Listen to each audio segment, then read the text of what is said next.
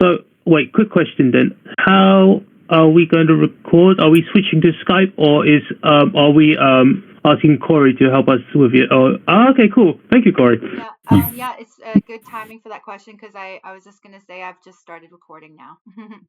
Oh, awesome. Don't say anything silly. Okay. No, okay. So That goes especially for you, Simon. You being so tired. I mean, all that means is I might say I might just slur my words or stutter, but in any case, I'm just fixing my box. But as I fix this box for a delivery service, so Manuel, why did you have this special delivery of a film? Yeah, I deliver it special for you guys. First off, I thought it was on my possible list of things to pick. I thought it would be nice to, pick something a bit lighter, has some feel goodness to it. I haven't seen it before, but I had a decent sense of what I thought it might be like. So I was just like, yeah, let's pick this. This should be cool, or at least decent anyway. And yeah, I loved it. With what was it? There's a lot of context in the film, but also, of course, things that are maybe that could have been written better. But it did in the end. It made me teary eyed at the end, with happy feelings, just how it ended and whatnot. And it's just yeah, it's really nice. Really feels good. This is the type of animation films really obviously this kind of stuff you go to Ghibli for. But yeah, that's why I picked the film, and it's a classic. I like to ask Simon, so you can also go first. You can make your opening statement. Well, I was gonna say, you say that right? You picked this for the happy, go lucky on the very family friendly films for Ghibli, but the first film that you picked was Spirited Away. So I wasn't sure if that's 100% correct, because Spirited Away is more of I wouldn't exactly call it family friendly. It's definitely more action than this. This is definitely a kids film. I think is probably the best way to describe it. Because I'm not sure, because the age rating for this is considered a U, so that's 10 and under is easily, it's okay for them, right? Yeah, it's okay. Okay. I was gonna say this. So this is it's interesting you say that. It's especially for Studio Ghibli films, because a lot of them are quite family friendly. Some of them not so much. It's a bit more action and, let's say, bloody. But generally speaking, this is definitely one of Miyazaki's earlier works. So it's the time where he still has happiness in his soul, when he's not a grumpy old man. No, he was still kind of grumpy at that time, but he was less grumpy. Well, so this is when he still makes his films kind of lighter-hearted and more, let's say, happy. I have watched this film quite a lot of times. It's one of the more lighter films. I'll probably say this is my it's not top 5 for me for Studio Ghibli films. I do prefer the others a little bit more. Let's say it's a good number 6.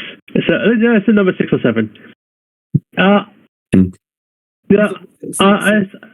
much as I love the simple charmingness of this, the story is rather simple or like very like I was like say basic-ish, but then again it's kind of like again early works of his earlier works with Miyazaki. It's like it's very storybookish, which makes sense because it's just like chapter scene. Okay, what's the moral of the story? What does she go through? Okay, it's an adaptation of a kid's book at the end, yeah. Yeah, actually, it's funny you said that, right? Because when I was trying to look for it for Amazon, because that's where I usually like buying the films because it's easier for me. Couldn't find it. What I did find instead was like, oh, they made the children's storybook version of this movie, which is based off a children's storybook, and I'm like, okay. Oh wait. You don't mean the original children's book? They made a version of the original. Of this one, yeah. They made essentially, yeah, because do you know what? It's like the big red bow, and like that's a bit. No, that's based off Miyazaki's work, which is based off something else, and that's like so they've made a storybook of a film that was a storybook. Maybe Dominique has the one you're talking about, because her cover looks like the Ghibli one rather than the original. The reason why I say it is because the design for Kiki, if I remember correctly, is based on like one of his like producer friend's like daughter, and like that's kind of like the style. Essentially, he saw like them like they were like a gathering together, and it's like you know having like I don't know, let's say a barbecue or something, and they're like, I was like, that's an interesting like clothing design like that she wears. It's like, and he animated it, and I was like, okay, you got the image for our newest protagonist.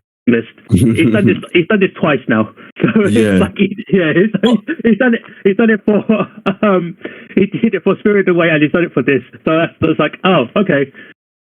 Was the sorry, go on, Simon. No, I was just going to say about the book.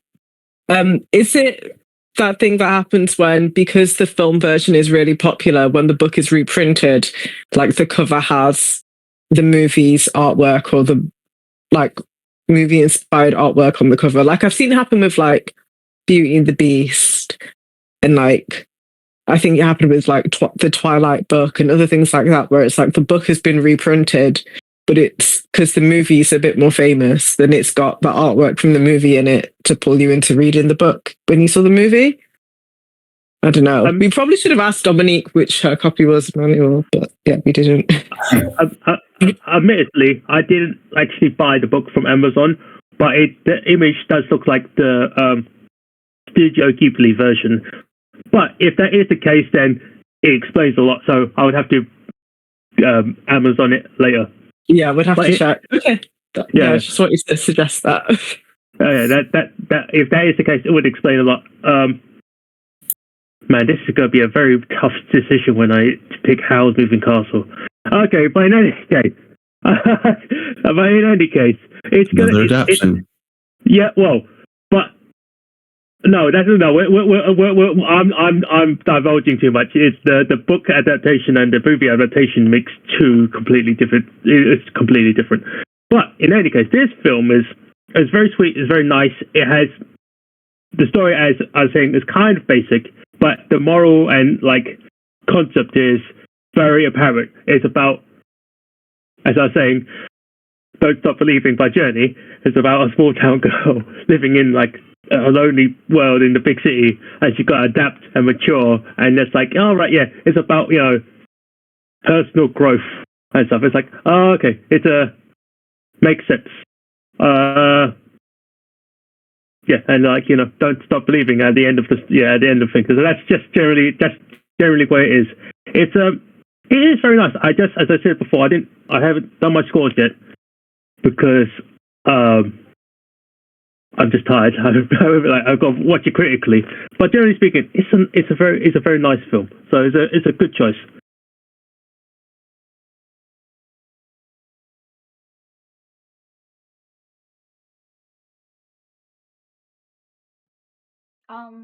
I guess I could go next. um, Yep. yeah, so this is the second Ghibli film I've ever seen, and the first one was Spirited Away. um, so yeah, I've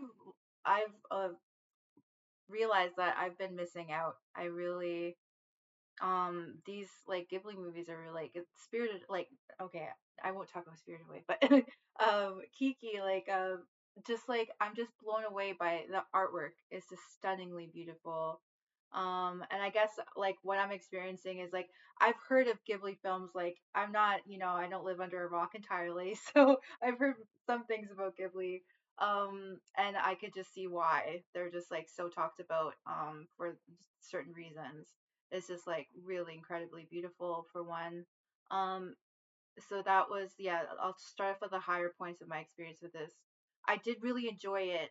I was laughing out loud multiple times, and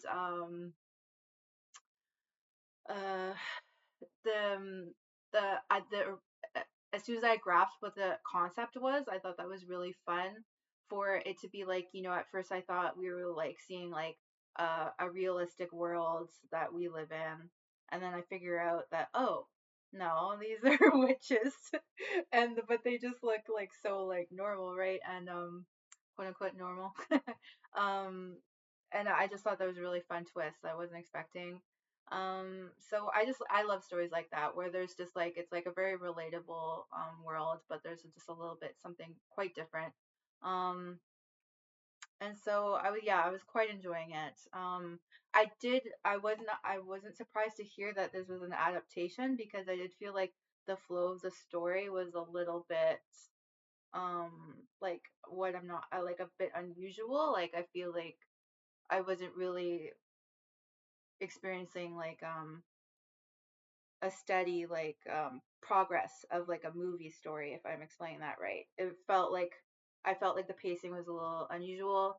um and I didn't, yeah, so like in terms of story, I was left feeling like I wanted more, like something to be like developed more deeply and thoroughly. Um but in terms of just like going back to just like the like overall concept, I thought like this is just like still like, even though I've been an adult for a very long time, I still feel like I have a lot to relate to. This like a little kid who's just like hasn't really figured out what she where her place is, and what she wants to do, and like what her they were talking about, what her core self is, like getting to know like her authentic self, and that came up when she was losing her magic abilities. So I really related to that part. I loved that part of just like the message of just getting to know your true self and staying true to that. And I also felt it relatable of her having some social difficulties. um I was the but that there's some things that confused me too, like I did find it like a little hard to understand why she got upset at a certain scene. It was when he was finally gelling with that boy. What was his name? Starts with a T. Combo. Tombo. Yeah, okay. So she was finally like they were having a good time and chatting, and then it all went off the rails when all of the other friends came. And there were some times where I was a little confused, and maybe we could talk about that more. But Yeah, I can add to that if oh, you okay. like. Oh yeah, sure. So remember the girl, or I think I am correct. Anyone correct me if I'm wrong. Remember the girl who cussed the grandma for the horrible pie? Mhm. I think that's the same girl. Yeah. Oh, right. So she didn't have a very good impression of that girl, Kiki, Yeah. because she So wasn't as very soon as nice. she showed up, huh? Yeah, she did. Is it because she doesn't like that girl? And yeah, I get that.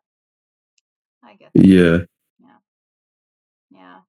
It's so hard being a kid. I get it. Like that's making me. Yeah, it's just like she's like a little bit. gets a little awkward with situations and it just runs away. And that's I could get that, especially when you're young. So like, yeah, I get that. There was like, yeah, a couple parts of the story that was like, really solid and relatable. I just like would have liked a bit more development, something for me to really like sink into. But overall it's just like a really beautiful movie. And oh yeah, and I watched the version with the dubs, and the voice acting was wonderful. And I did not recognize Kirsten Dunst. I did not know that Kiki was Kirsten Dunst. But Phil Hartman is the voice of Gigi. He was fantastic. That was one of my favorite characters, Gigi. So yeah. Yeah, those are really, I'm really happy to have gotten some more Ghibli under my belt. So yeah, thanks for picking this, Emmanuel. You're welcome. That's yeah. I was gonna say it's good. I was saying to Camilla earlier, it'd be really interesting to see how like the slight differences between the English and the Japanese. Sorry, Camilla, Um, unmute. Mute. Because there's even the end is ever so slightly different, which has a different implication in terms of the cat talking and not talking in the Japanese one. It's just little things, just like, huh.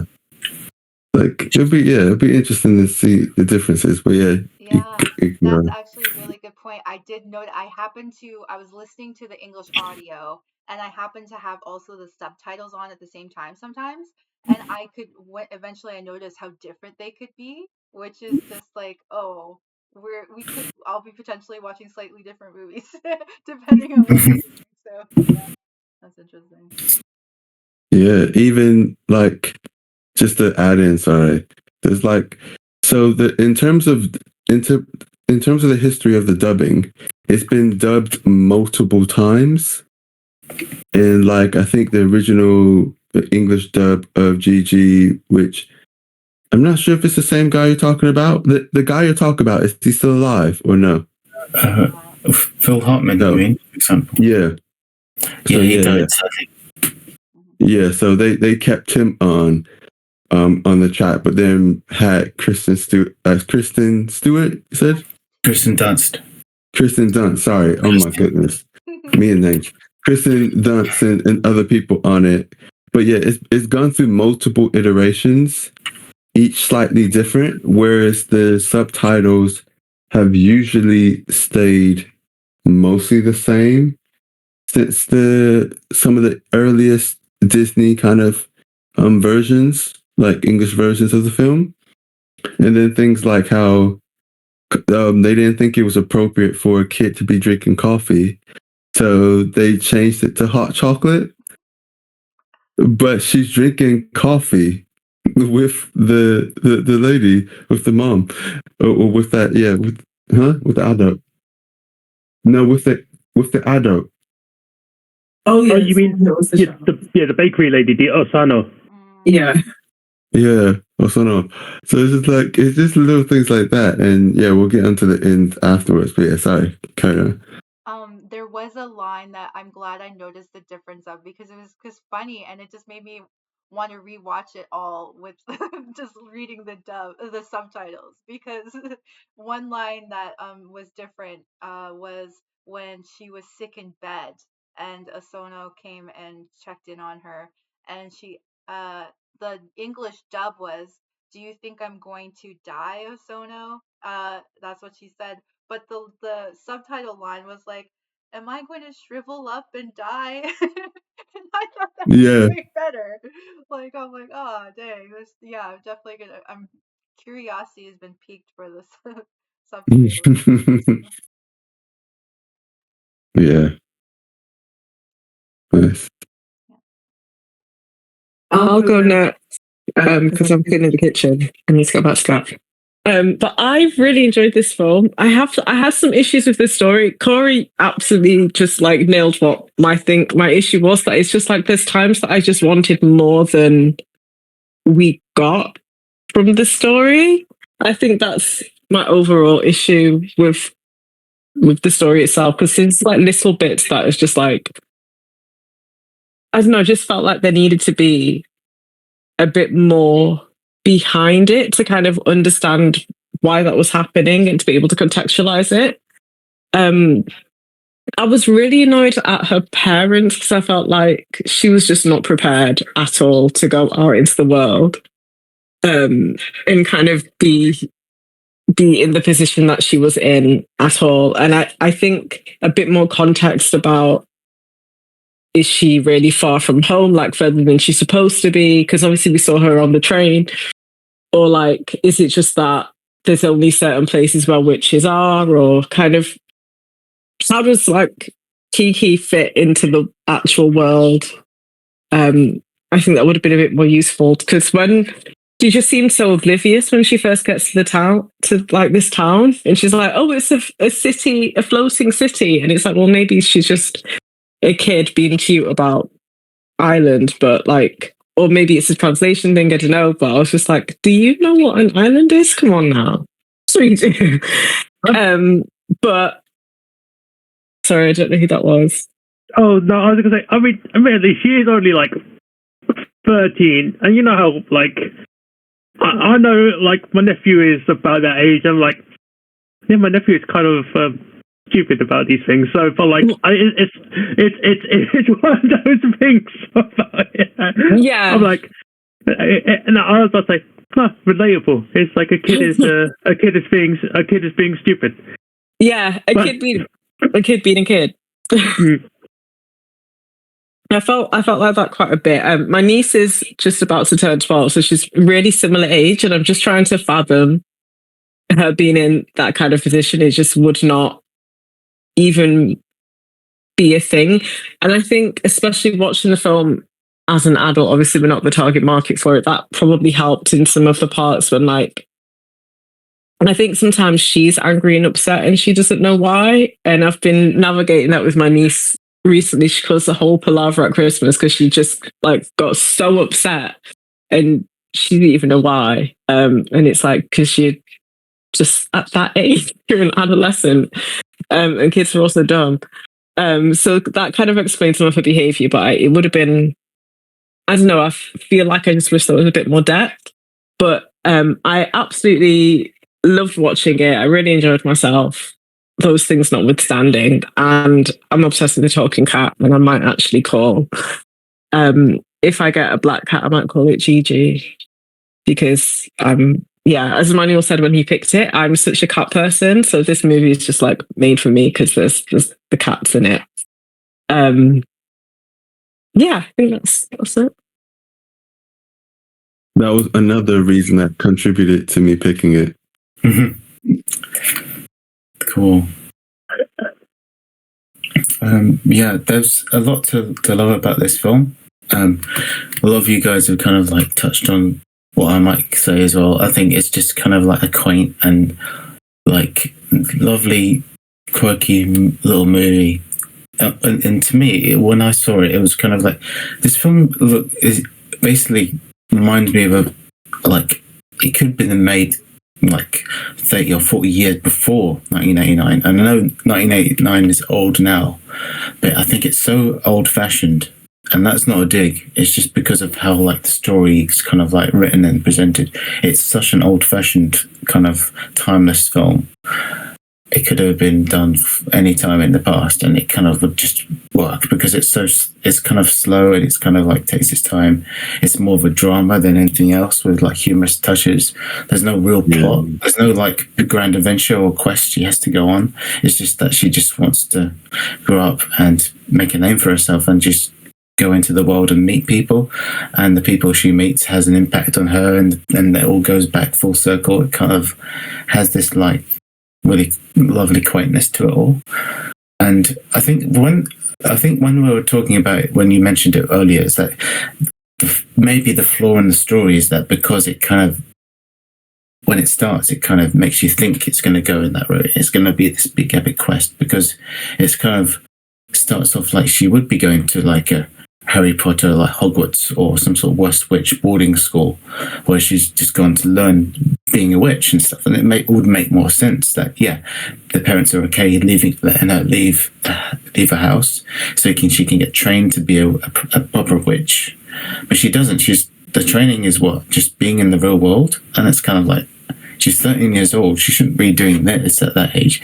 Like, if you put it for like 10 years later, it would work just as well. If she was 23, it'd be like, she's left home. She wants to make a name for herself. She's a witch. She's a bit quirky and unusual, but people in this world accept that. She's just a minority, and it's a good message and stuff, and it would still work perfectly fine. But it's just the fact that she's just 13 and she's just living out in the real world, doing this and that without her parents. Her parents didn't even drop her off anywhere. They just were like, you're going to be fine, which is an immense amount of trust. She doesn't even know where she's going to live or what she's going to do. It's crazy. And I know that some kids have had to do that, like in the 1930s and the 20s, and just post-war Britain and post-war America, kids had to do that. They had to leave their home for a better life. Sometimes they would leave home to go into the States and something. It's just like this vision of like a perfect society where you'd kind of like, I want to leave for a better place and better future kind of thing. I suppose that's what it's got, and I suppose that's why it's good, because it's kind of a very ambiguous timeline and time frame it's set in. I have to interrupt just a little bit, because I just found out about this myself. I found this out myself just a bit earlier when I was trying to do some sort of thing. This is set in Earth, because but this is set in Earth where World War II didn't happen. Oh, yeah. The reason why, without the war, and just it's supposed to be like 1945. It's supposed to be just before the 50s, supposedly. The reason why everyone's like this is because near the opening scenes when she's flying off, it's that one plane, and it was like, that's a World War II fighter plane, isn't it? And they're like, but World War II didn't happen, so it's just a commercialized plane instead. And it's that's fascinating just to know that. It's just like, oh, I see. So explains a lot more about this film. It's like, oh, that's a good little touch. I think it's one of those things. Whether or not it needed to be told that, I don't know. It may be one opening crawl in the beginning, not as in depth or anything, just a kind of little flourish or something, just to get context might have helped. But in the end, it still doesn't hurt the film in any way. It's still a beautiful, lovely movie with wonderful animation, and it's kind of like, because it doesn't really dwell on that. It's just, this is kind of like background dressing kind of thing. It's just little details that kind of enhance the film itself, because just the story is just about a girl trying to be a nice person and just to kind of like better herself and learn about things, and it's just it's a hero's journey without the journey, if that makes sense. I know she sort of does a journey to a degree, but it's not on the most kind of like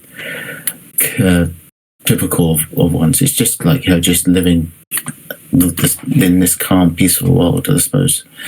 And the people she meets along the way help define her and make her who she is. So it's kind of, that's the learning curve she goes through.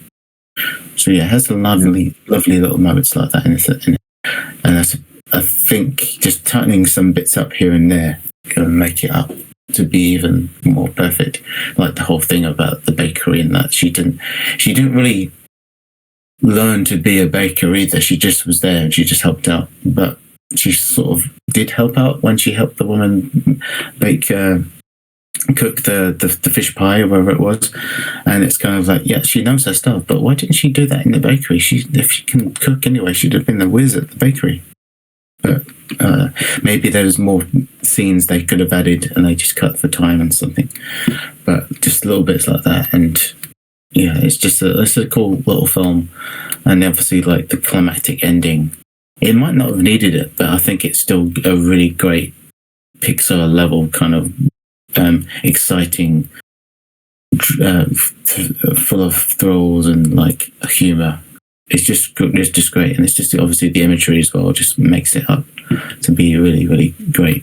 And yeah, it's a fun film, and it's not like a big showy bombastic movie, and that's why it's a good one, because it's very kind of subtle. So yeah, it gets props to just being just a nice, quaint, fun film with a lot of lovely flourishes. Yeah, it's good. Oh, nice. Yeah. So go on, Pat. Right, before I get started, Simon, there's a bottle above your head that's making me very uneasy because it looks like it's right on the edge. But yeah, the left one, the green one, yeah. I've spent the last half an hour, like, I really hope that doesn't fall on top of you. No, it is in place. It's not like hanging off. It's just like it looks like it because it's like another section of the shelf. Oh, okay. Yeah, it looks precariously close to falling off based on it. But this is actually my first Studio Ghibli film. Oh. Wait, what? I thought you said you were there for Spirited Away, right? No, you watched it as well. What? Unless it's been picked. Yeah, we've had it. Yeah. You rated it. Oh, did I? Did you take it out? Emmanuel chose it like in 2023. I've completely forgotten about it then. Your second Ghibli movie. Okay. But you know what? I really like this. Like, it was quite simple, and in the modern day, it'd be frowned upon. You'd be like, "What's a 13-year-old going off by themselves?" Especially in this society where grown adults see a 13-year-old, they want to attack it. You know, like streets not being that safe for kids on their own. But like, if you take out reality from it, I really like the idea of her being a witch in training and going off and discovering herself in a brand new city.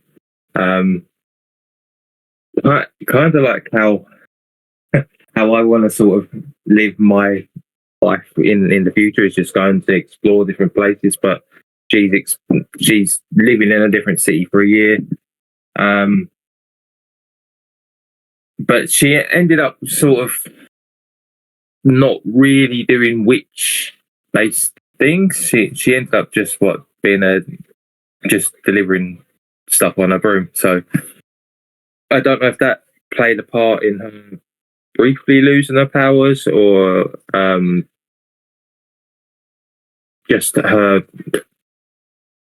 I guess, her mood, because obviously things happened that sort of deflated her, and then shortly after that she lost some of her flying powers. So I don't know if that was linked to it, but I quite like the story. The animation is fantastic. I don't know if most of you saw the post I put up a little while, it was a good while ago, where they redrew Dragon Ball characters in the Ghibli design, and I really liked the design from that. I know Ben's seen it because we discussed it that long ago, but yeah, the artwork is outstanding.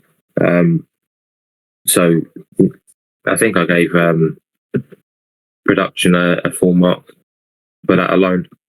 I didn't know Kirsten Dunst was the voice until I went through the cast, and as per, I try to watch it in English because my time is sort of limited, and I feel like if I'm only watching it in a foreign language, it's something that I have to take my time over.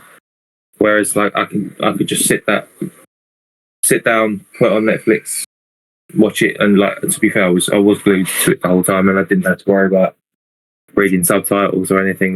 No, it was. You know what?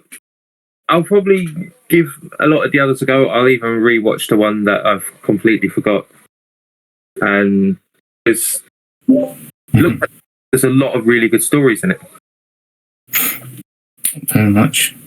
Yeah, all the Ghiblis are worth anyone's time. Yeah, like I don't necessarily think that the film requires that much critical analysis or things like that. Like I suppose if you wanted more from it, it might be a little disappointing. But like I've gone in with the clean slate. Like I'm not that familiar with Ghibli stuff in general. And you know, it was just a nice little film. I really liked the relationship between Kiki and the shop owner that she stayed with. That was quite a nice. It felt like a proper mother-daughter sort of bond. And then obviously the scenes with the two old ladies as well. They were quite funny. It was quite heartwarming. And I did feel sorry for the boy because he tried everything to gain her, I don't know, affection, I guess.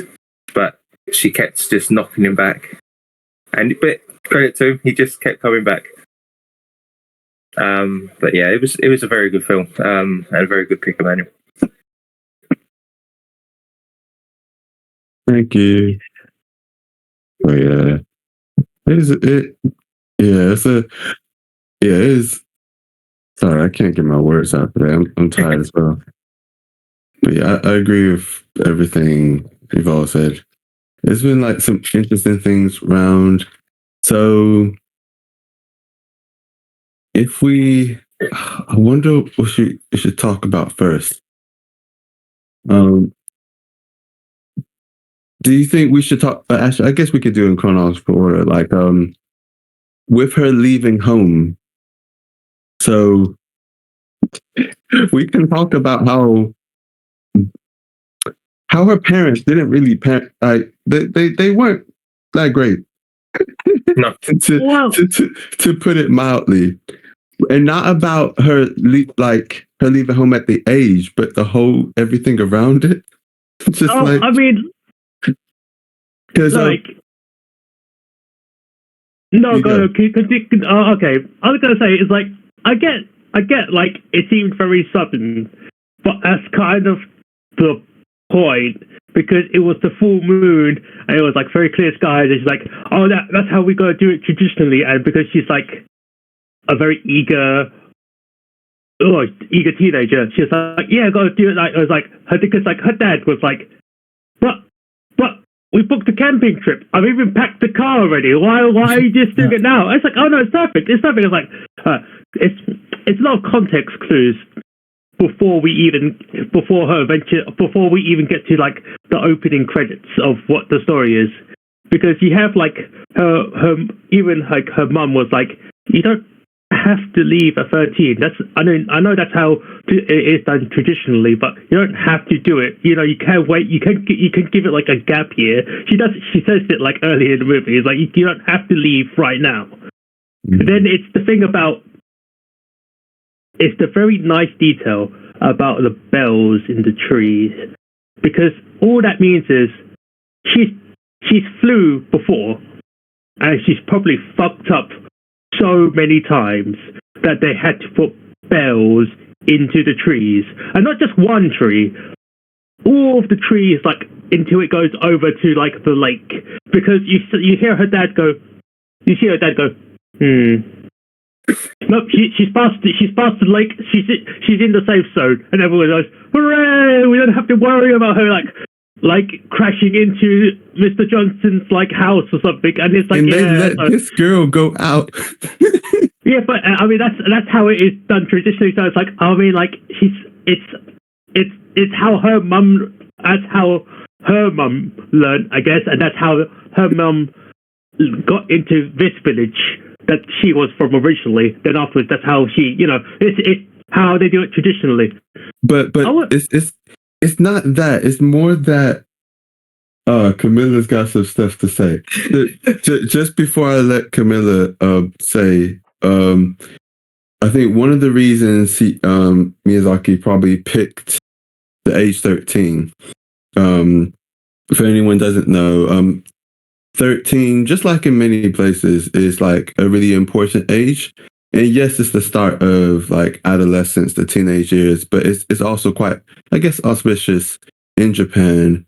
And in the Heian period, like between like 785 and like 1185 or something like that, there used to be an observed festival for when 13-year-olds become adults kind of things, and they would do this kind of festival or whatnot, just like a coming of age festival when they would become adults, and be more independent. And it kind of makes me think of that in this. But what you call it? And again, like I said, it's a tradition that's not really followed anymore. It's like they're this kind of close knit group of people who've been doing this for a long time, but like maybe their grandma's generation still did it, but they don't do it now. That's like you don't have to. It's a thing of the past, really. But yeah, I thought that was interesting. Camilla.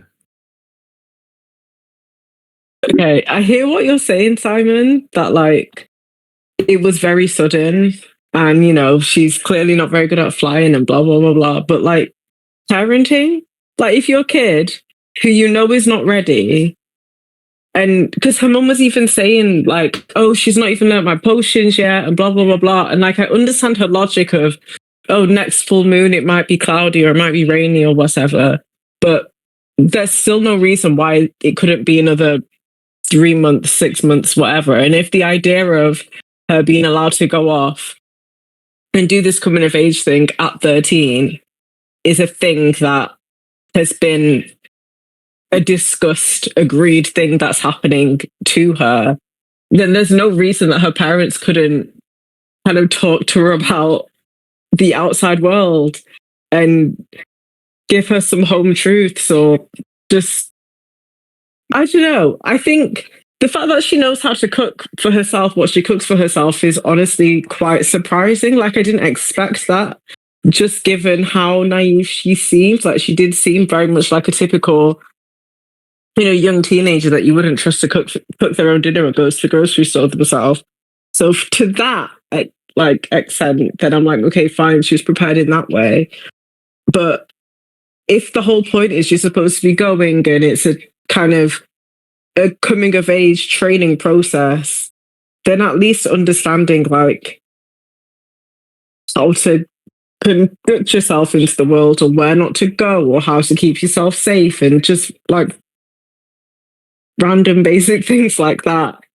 I think it works because it's in a time when like it's set in a time when people were a lot more friendly, that maybe she's okay, but I don't know. I just feel like she wasn't prepared at all. I understand what you're saying as well. I don't 100% agree, because she did have the mannerisms of like, what's the word I'm looking for? She had very old-fashioned mannerisms about it, because especially I think it was the point where Tombo like was like trying to get her attention the first time, and she said, I don't know if it's in English, but like or at least in the subtitles, she was like, "What? You're not going to introduce yourself first?" And he's like, "Oh man, that's so old-fashioned, right?" And it's just like, yeah, so she's got, yeah. It's like, yeah, I was like, oh, yeah. So I feel like she does have some. She's not like a blank slate, right? She has education that was taught to her. It's just a bit. Yeah, that's probably the right word to say. Yeah, she doesn't have quite street smarts, but she's got like the education of like. Because it's very proper. Yeah. I do agree with that. Yeah, she has that sort of like calm mannerisms, but it's just like, oh, that works in like the small village, but it doesn't quite work in like the modern city. But maybe that's kind of the reason why they need to go out into like explore the world. Admittedly speaking, as we all agree, 13 is 13 is a bit young. Maybe it was okay back in the 1940s, but like again, it's a very young, going out in this young age is a bit can be quite disastrous. To be fair, I think that's something. Sorry to interrupt, Simon, but what you're saying is kind of a good reason to kind of bear in mind what you guys mentioned, the fact it's in the world or universe where World War II didn't happen. So it's kind of like this context is already different. The world is a bit more trustworthy and a bit more peaceful. So I suppose you can stretch your like belief to a certain level that the parents will be okay with her just leaving town and going somewhere else on her own at that crazy young age. Like if we were looking at it in our modern day context, just already it's setting off alarm bells and it's already wrong and dodgy and this and that. And not just for the people that she meets, whoever she comes up with or something. It's just her street smarts and her confidence and her ability to be able to know what the right thing is to do. When she's just a kid, she's still not mature. She still doesn't really know what she's doing. Has she really had a proper education? 13? Probably not. She's just had the basics. She hasn't been to university or college, so it's kind of like. So there's a bit of to and fro on that. But if you put it like, this is 1940s alternative Earth, you can sort of just about accept it and. Like, just be like, put your modern day thing aside and just look at it in that context.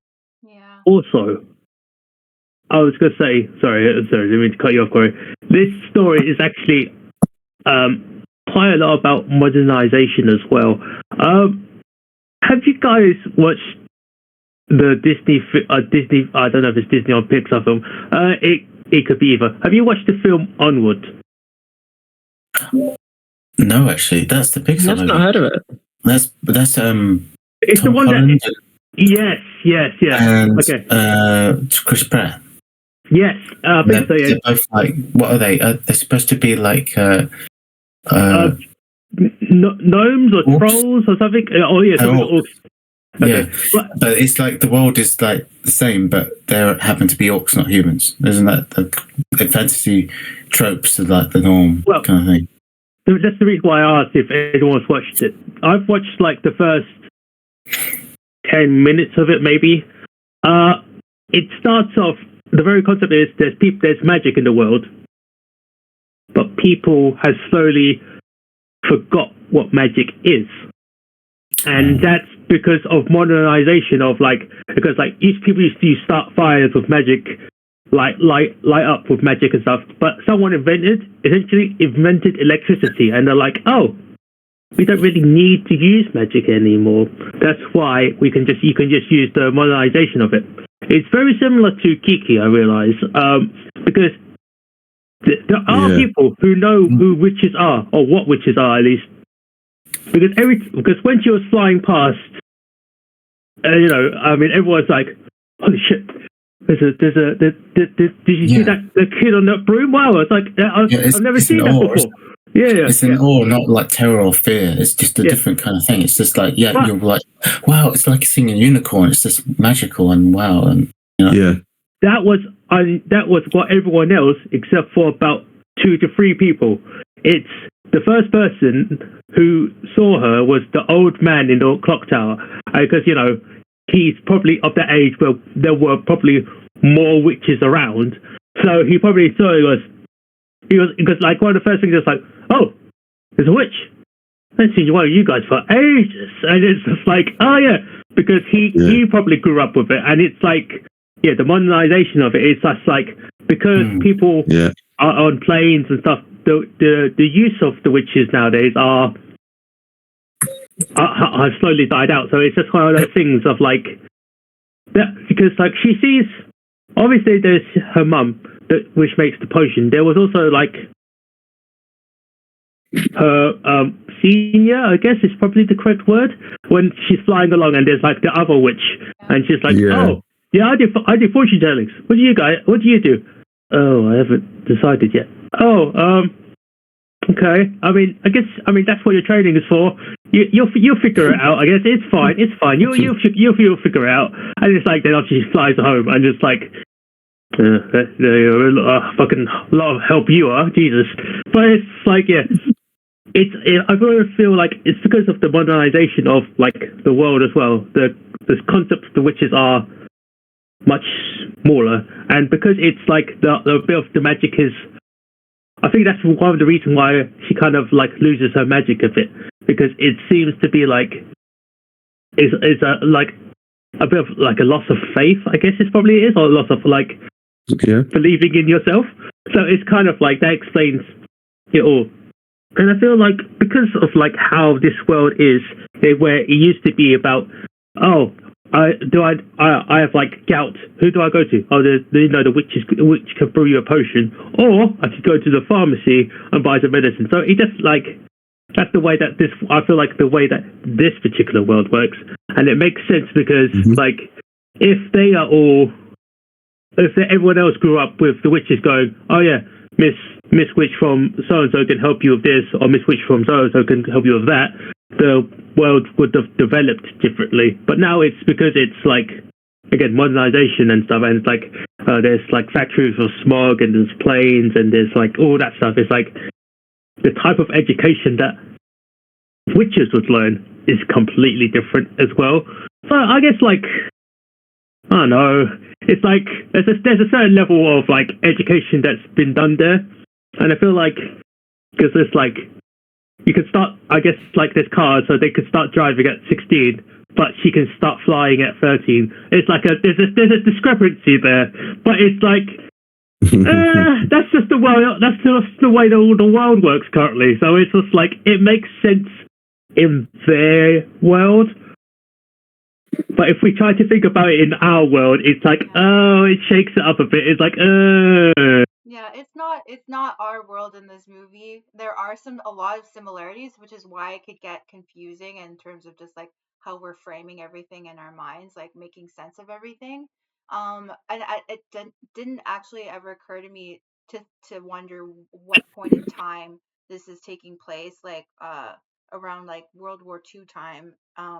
Add some explanation over to how lax the like overlooking of a young child is in this. And in terms of just like that's what you hear, that's what I heard of. In those times things were a lot different, and children were given so much more freedom, like unsupervised freedom. And of course we've learned better about that nowadays. So that kind of helps me kind of just like skate over how they trusted the world enough that she would be like more or less unharmed by people out and about. I can understand that. I could accept that. Honestly, what more I'm bothered by is how she didn't have a very great handle on flying yet, and she's up in the air and I didn't get any impression that she was like able to like magically heal herself if she fell really bad. So that was what I'm more worried about. And she's been flying before she could remember. That's a good point. She's still this bad. This is why it's just like, wait, why did they? She was not ready to be let out. I'm sure her mom was not this unsteady and this not ready when her mom kind of left home. Yeah. Like I feel like it was not the same. It was just like, wait, but you still just like, okay, yeah, I see ya. It's just like, yeah, because if it's like riding a bike, then you should be able to like, you ride it well or you don't. And if you've been riding it since you're a kid, you should be really good, right? Yeah, if your kid's so bad at riding a bike and they're just like this, I'm gonna be a lot of the postman. time, and you're okay with them going like a few hours away of something by themselves. With like, no at heights above airplanes, you could have just very well died, just like from falling. Yeah, this is a world where planes exist. That's a good point. It's not like this is like medieval times where there was nothing in the air but birds or something. This is when there's actually aircraft in the sky. Like you, and obviously, even the scene with the wind. That was mental. It was like, yeah, the birds even knew it was bad, and then that she was literally downed by the gust of wind, so she couldn't even handle that. So yeah. Yeah, so I definitely had. That's my my main issue with the whole how they parented this child. So Yeah. but in term and the one little like thing I am like, I guess it kind of, this is a bit like of a interesting topic, and like parenting styles can be vastly different. Mhm. So Yeah. like in terms of just like, they really decided to let her be so anxious to get out there that they let her kind of take the reins on like when she was going to go, which I'm like, I guess, I'm just trusting that they seem like decent people to me. I don't know. I'm just trusting that Yeah.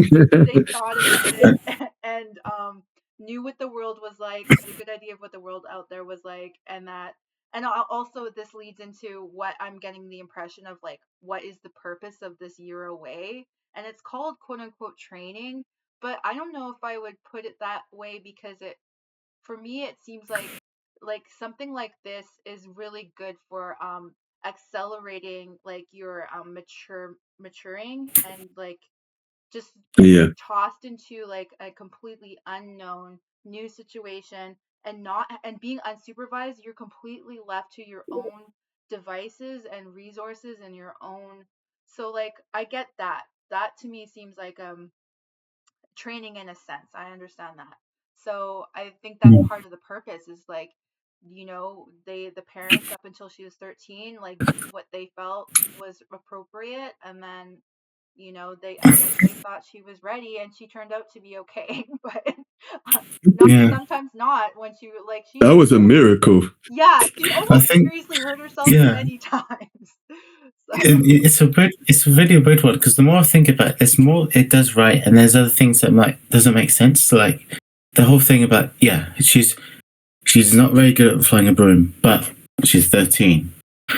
She shouldn't be leaving, like, if I suppose, like, if her base was her home with mum and dad, and yet she set a delivery service in her parents' place, I could understand that better, because it's like she's not really leaving home. She's just doing a job, proving herself to be this great like witch by just flying a broom and showing that she knows her stuff and this and that.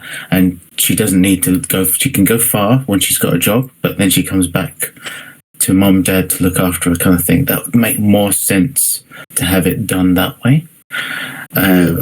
That's only if you put a modern perspective to it, because it makes more sense. Like, yeah, if this was set in 2013 or something, it would be like, yeah, she should live with her folks. She should decide to be doing this job. She's like, yeah, I want to be a witch. I need to prove myself to my folks that I can do this and that. And yeah, I suck at riding my broom, but I can prove them wrong by setting up this delivery service, and I can make a living and get a job. Yeah, it all flawlessly makes sense that way. I think it's just these leaping kind of like not what's the word? It's the leaps in kind of like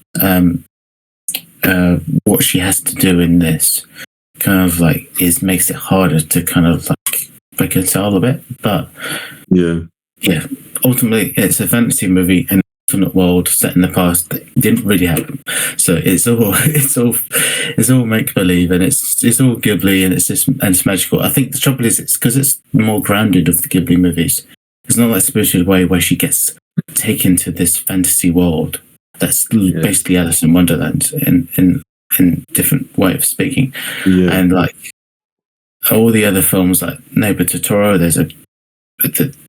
I don't need to describe that one, because it's so like out there in terms of like the concept and the creature and all that. And all the other ones, Princess Mononoke, is all about the spirits of the forest, and they're all very, very fantasy. And this one's slightly less so, because it's more grounded in real life or the past.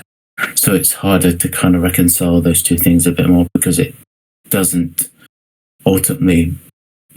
as in your face, over the top. Yeah. Good. Yeah, but that's why it's but that's why it sticks out, I suppose, and that's why it's still a good film, despite all these nitpicks we'd have with it. It's still magical, and it still has this charm. Yeah. Yeah, definitely. It's yeah. I agree with everything you said. Oh, you want to say something? Oh, I was just going to say was on the topic of age, just to go back really quickly, was that it's, for me, as I said, that I didn't feel like she was quite ready as like her personally. But one thing, the way that I kind of understood of like the idea of this teenager leaving home when she's quite young in a way that relates to like what she's going to be doing with her life, it made me think of in kind of more medieval things, and actually just before like the Industrial Revolution, really, when kids, working class kids, wouldn't go to, secondary school, high school. They would go and learn a trade. You would go and be apprenticed somewhere and learn from someone. So I think there's maybe a little bit of that element to it as well, but then you need to kind of figure out what you're going to do when you get to the place and who you're going to, like, how you're going to learn. But yeah, as I say, I just think for Kiki personally, maybe she wasn't quite there yet. But anyway, I'm going to get back to this. To add on to that, yeah, plenty of kind of lore on different witches and whatnot. Talk about that kind of thing. Talk about witches going off the train.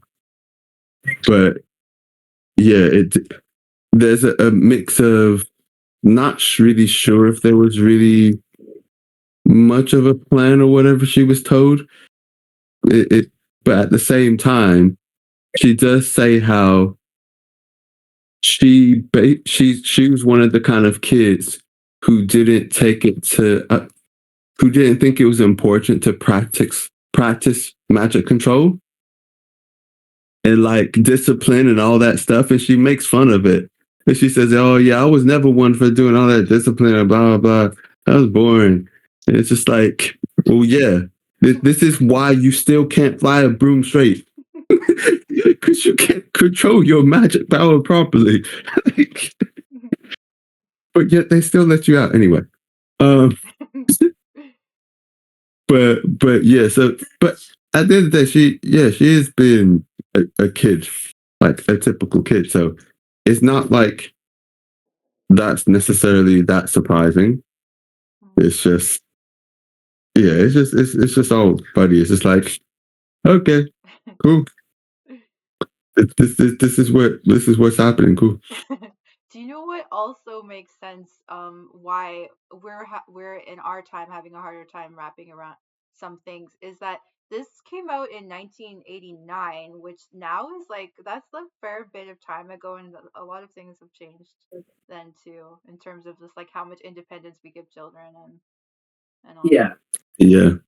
And in Japan, it's still a very much independence kind of driven thing. Like there's big kind of milestones around. And there's even little TV shows that kind of do like little clips of like kids who and families in the situation where, my kid's first trip to the store by themselves, and they're like 4 years old, 4 or 5. Are you talking about the TV show called Young Enough? Huh? Are you talking about that TV show called Young Enough, where like they give like a 5-year-old like 500 yen, and he goes to like the corner store to buy some milk? Yeah. Oh, okay, yeah. I think it's called Young Enough or Old Enough. I can't remember. Something like that. It's like, oh yeah. And he's like, well, they give like a 5-year-old like $5. Go to the corner store, buy some milk. Can you do it? Let's see if he can. It's just like, oh yeah, it's very adorable. But again, that's still in like a small village in a small town. So I guess it's like again different like education systems. I guess is probably the right word. Yeah, and then after that, and it's still not as crazy as as Kiki, obviously. But at similar age, well, actually, way before that kind of age, I'm trying to think. From a young age, like much younger than her, they're going off to school quite alone. They could be going off to school quite a long distance by themselves, changing trains, doing all this kind of stuff at a much younger age than we would. Like a lot of primary school age kids over there are traveling. It could be like 40 minutes or whatever it is on different trains and buses or whatever it is by themselves, like through cities and towns. Like they're not in a village to go to school. Wow. And it's just normal. That's like, yeah, like, so there's definitely, and I've heard of this, how cultural difference can come into play and stuff like this. And do you know what? But what I remember, I wonder how many people have good stories about stuff like this, because I remember when, as I got older as a kid, I would get more and more freedoms and more things to be trusted to do on my own. And one of the biggest ones was when I turned 13, funnily enough. I was allowed to take a bus and go into the city center by myself to go to the library. This is my first trip doing that by myself. And my mom had told me where the bus stops are and this is where it went wrong. She told me where the bus stop was, but she didn't remember that there's two different buses that leave from that stop. Oh. Yeah, I already know what this I went. took the wrong one home and it didn't go home. And when I realized that I was nowhere near where I was supposed to be going, I freaked out. And this was before cell phones. I didn't have a cell phone. So I just had to get off by this hotel, and I'm just like, okay, I'll go in the hotel and ask to use their phone. Yeah.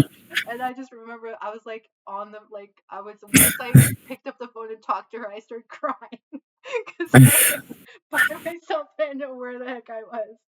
So she didn't have Yeah, to Corey was in Atoria. That's where she was. no. Oh, Oh. it's really funny. Yeah, that's the trouble. And that was what year was that, Corey? Like 2000 something? I was 13. Oh, what's the math? So 13 plus 86 is 99? Oh, right, 99. Yeah, 99. Yeah. First time taking a bus by myself. Yeah, so that was a time of just payphones and yeah, no payphone around, so I went to the hotel. Yeah.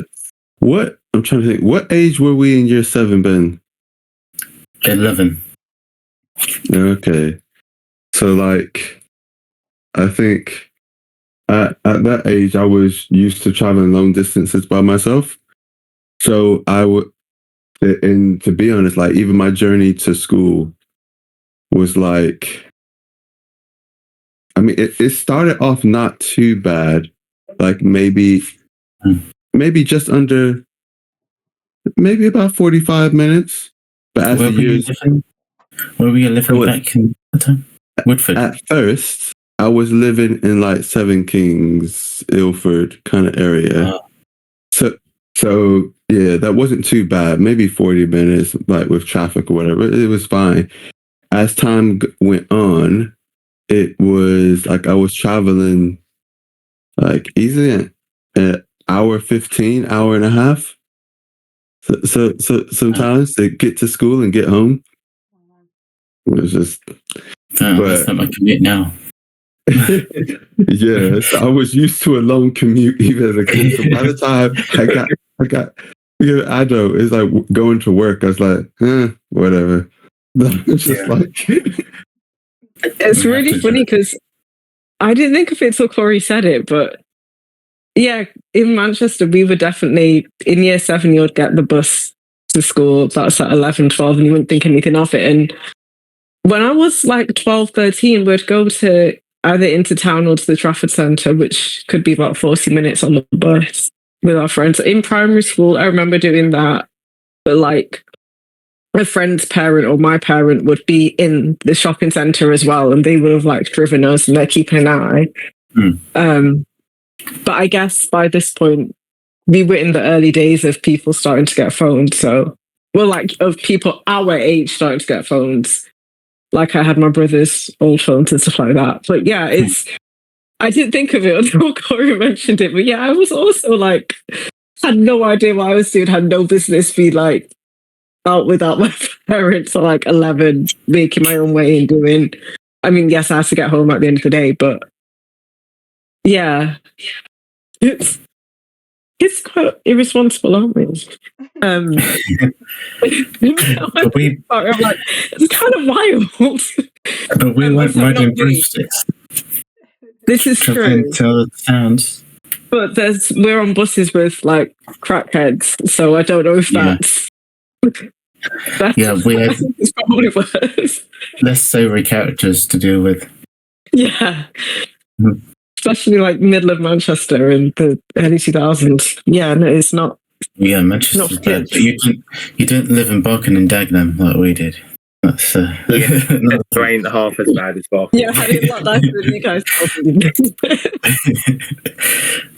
Speaking of someone that spent Thursday afternoon last week walking around the middle of Manchester, it felt like a completely different country. Were you there after the Rangers game? I was walking around before the Rangers game. Thankfully, both sets of fans weren't drunk at that point. So okay, that's good because it all kicked off. There was like 39 people arrested during the game. Oh my gosh! But what was really funny is the way football is, where you have the fans segregated. So like you had all the Rangers fans in their corner. And then Rangers scored near the end of the game, and then there was a pocket of people about 5 rows behind me celebrating. I'm like, how have they got in here? So yeah, the night it was a fun night. Like if you had that, if I went to say a West Ham game, and there was say, I don't know, a team from Germany came over for a game and some of their fans were sitting behind the West Ham fans, it would absolutely kicked off. But that I think that's a big difference between sort of East London and up north, is like the people are very different. Yes, we are. Camilla said, yes, we are. No, I much prefer people up north. Like I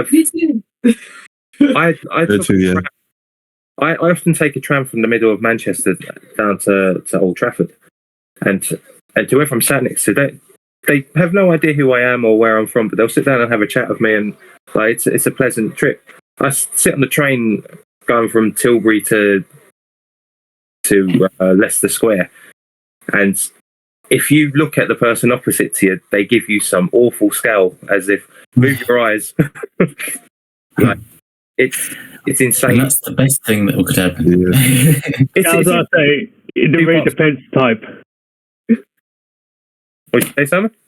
Oh no, it really depends on like which like line you take, because like I've had the most weirdest like interactions on the district line. I guess this is when I had my face, when it was like the COVID times, when I still had my face mask and my blue hair. I've had someone draw me when I was on the district line. It was such a thing. I guess I was on my phone. I guess he saw me when I come in. I was like sitting there. And after, as I was going up, he tapped me on the shoulder quickly, and I just saw that he drew me. I was like, oh, a salmon. Cool. Yeah, but it was just like I just didn't know. It's just something about him drawing someone. I was like, oh. What was it for though? Did he say? No. He was essentially from like I kind of saw it in the corner of my eye, but didn't think of it. He was like he has a notebook, and I thought he was just writing something down in his notebook. No, he's got, because like after when he showed me, he had other people that he's been drawing as well. I guess it's like, oh, okay, that's your thing. What was it for? Rule 34? Oh shit! Oh my goodness. Why would you say that? Why would you- No. that's a terrible, Drawing terrible thing. Drawing without that's- consent. Drawing without consent. I don't know how. I don't know how to feel. I don't think there could be a physical law. Because wait, did you draw him without your consent? Yeah, and it's like, oh, that's the charge. Yeah, but like, yeah, it's I feel like it really depends on where you are as well. Because if you go north enough, it's generally friendly. Unless you go a bit east, then it goes a bit off. Because like Manchester's nice. Leeds is a bit odd sometimes. Yeah, I'll give you that. Like, I've never. Well, I say never. In terms of like football fans, I've never met a nice Leeds fan. But then after, if you go north again, What's that? There was some at our wedding. There were some Leeds fans at our wedding. Oh, really? Well, That side is from Leeds. yeah, generally, my experience with Leeds fans, I have been wearing a Man United shirt, so that's probably why. but like it's funny because after you hit Leeds, you go back north again. You hit Scotland, and Scotland's actually quite nice as well. I mean, again, depends on which part of Scotland, but generally speaking, if you go straight north, you're generally okay. Yeah, then but afterwards, if you diverge a bit, it's a bit. People in Glasgow are all right. So like when I went, oh yeah, awesome. I flew there for one of my mates' weddings a few years ago, and like everyone was really nice. Like even the airport has a Tesco in it, which has a section that's exclusive to Iron Brew, and I was like, I've seen something this amazing. Nice. Fucking Iron Brew. But like I got an Uber to the hotel, which was in Loch Lomond. And like the taxi driver was really nice. Like in terms of like usual what we're exposed to down here, I'm like, I should just leave London now. Like I have a different appreciation for people once I leave London, which is insane. Yeah. Oh yeah, I was gonna say sorry. This is not on purpose. I forgot I was wearing this, but Corey. I thought that's nice. Yeah, it's a shirt from one of Camilla's aunties. Yes, Yeah, I carried it. That's very nice. I realized I was like, I'm hot. I was like, oh yeah, I'm wearing this. Yeah, it's warm in here. But yeah, the next maybe the next thing I wanted to kind of like hit on. There's multiple things. I was gonna say before I mention the next thing, I agree with what you said, Simon, as well about the kind of the changing of the times. Like yeah, the even the old housekeep lady. That's pretty much the first time she's ever seen one in person. She heard stories of witches from her mom, like her mom, but she never saw it in her whole life until Kiki. So it's just like, man, yeah, things have really changed. People don't need to. The reliance on like witches for services and all sorts of other stuff is just really way in the past. Like they don't need witches. They've got technology. They've got science. They've got probably medical care to some extent. Like they don't really need witches, and all that kind of stuff. So, and maybe that's also partly why the other girl does fortunes.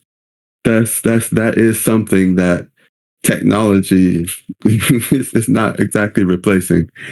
So that's a cool one. But, so at the, and you have to tell me because I think it's in your version, but at the end of the film, as you already know, Corey, like in the English one, the cat speaks in English or something at the end. But then in the Japanese one, the cat just meows. Did that happen in the English one? Just let me know because there's multiple dubs. Yeah, I think at the very when end, she like, loses her powers. she gets her powers back, and then she could understand him, so he's speaking. But the very last thing I heard him say, I'm pretty sure Yeah. he said meow. Meow. Yeah. But it's probably Phil Hartman's meow. Yeah, because he did the voice, and he can tell it's him. Yeah. Okay, so this is the latest version of the dub, but not the one before. So the dub before, or the English dubs before this one, they had at the end of the cat says something rather than just meow, because the way they kind of saw it at the time, they was just like, well, she's got her power, so she should be able to understand the cat again. But since they've changed it back to how it is with the Japanese version, I like to kind of hear what you all think. Why could she still not hear the cat, even though she got her powers back, kind of thing? Before I kind of talk about the original book and stuff. Well, do you know what my read on that was? Is at first I was confused, but it actually then from my perspective, I thought that he was saying, like we would say, meow. Like he was saying the word, quote unquote, meow. Like he wasn't. From what my interpretation was, she wasn't hearing him meow like a cat, like an actual real meow sound. From my perspective, what my read was on that he was saying the word meow like a human would say. That's what I thought. Oh yeah. That's a good one. What about rest of you? That's what I took it as from that final scene in the dub. It's just because it was kind of like you get accustomed to being him, like not being able to speak. But obviously, once she saves what's his name from the blimp, you can hear Gigi's voice again with Phil Hartman, and then the voice of Gigi just speaking, and then the final scene we just go yeah.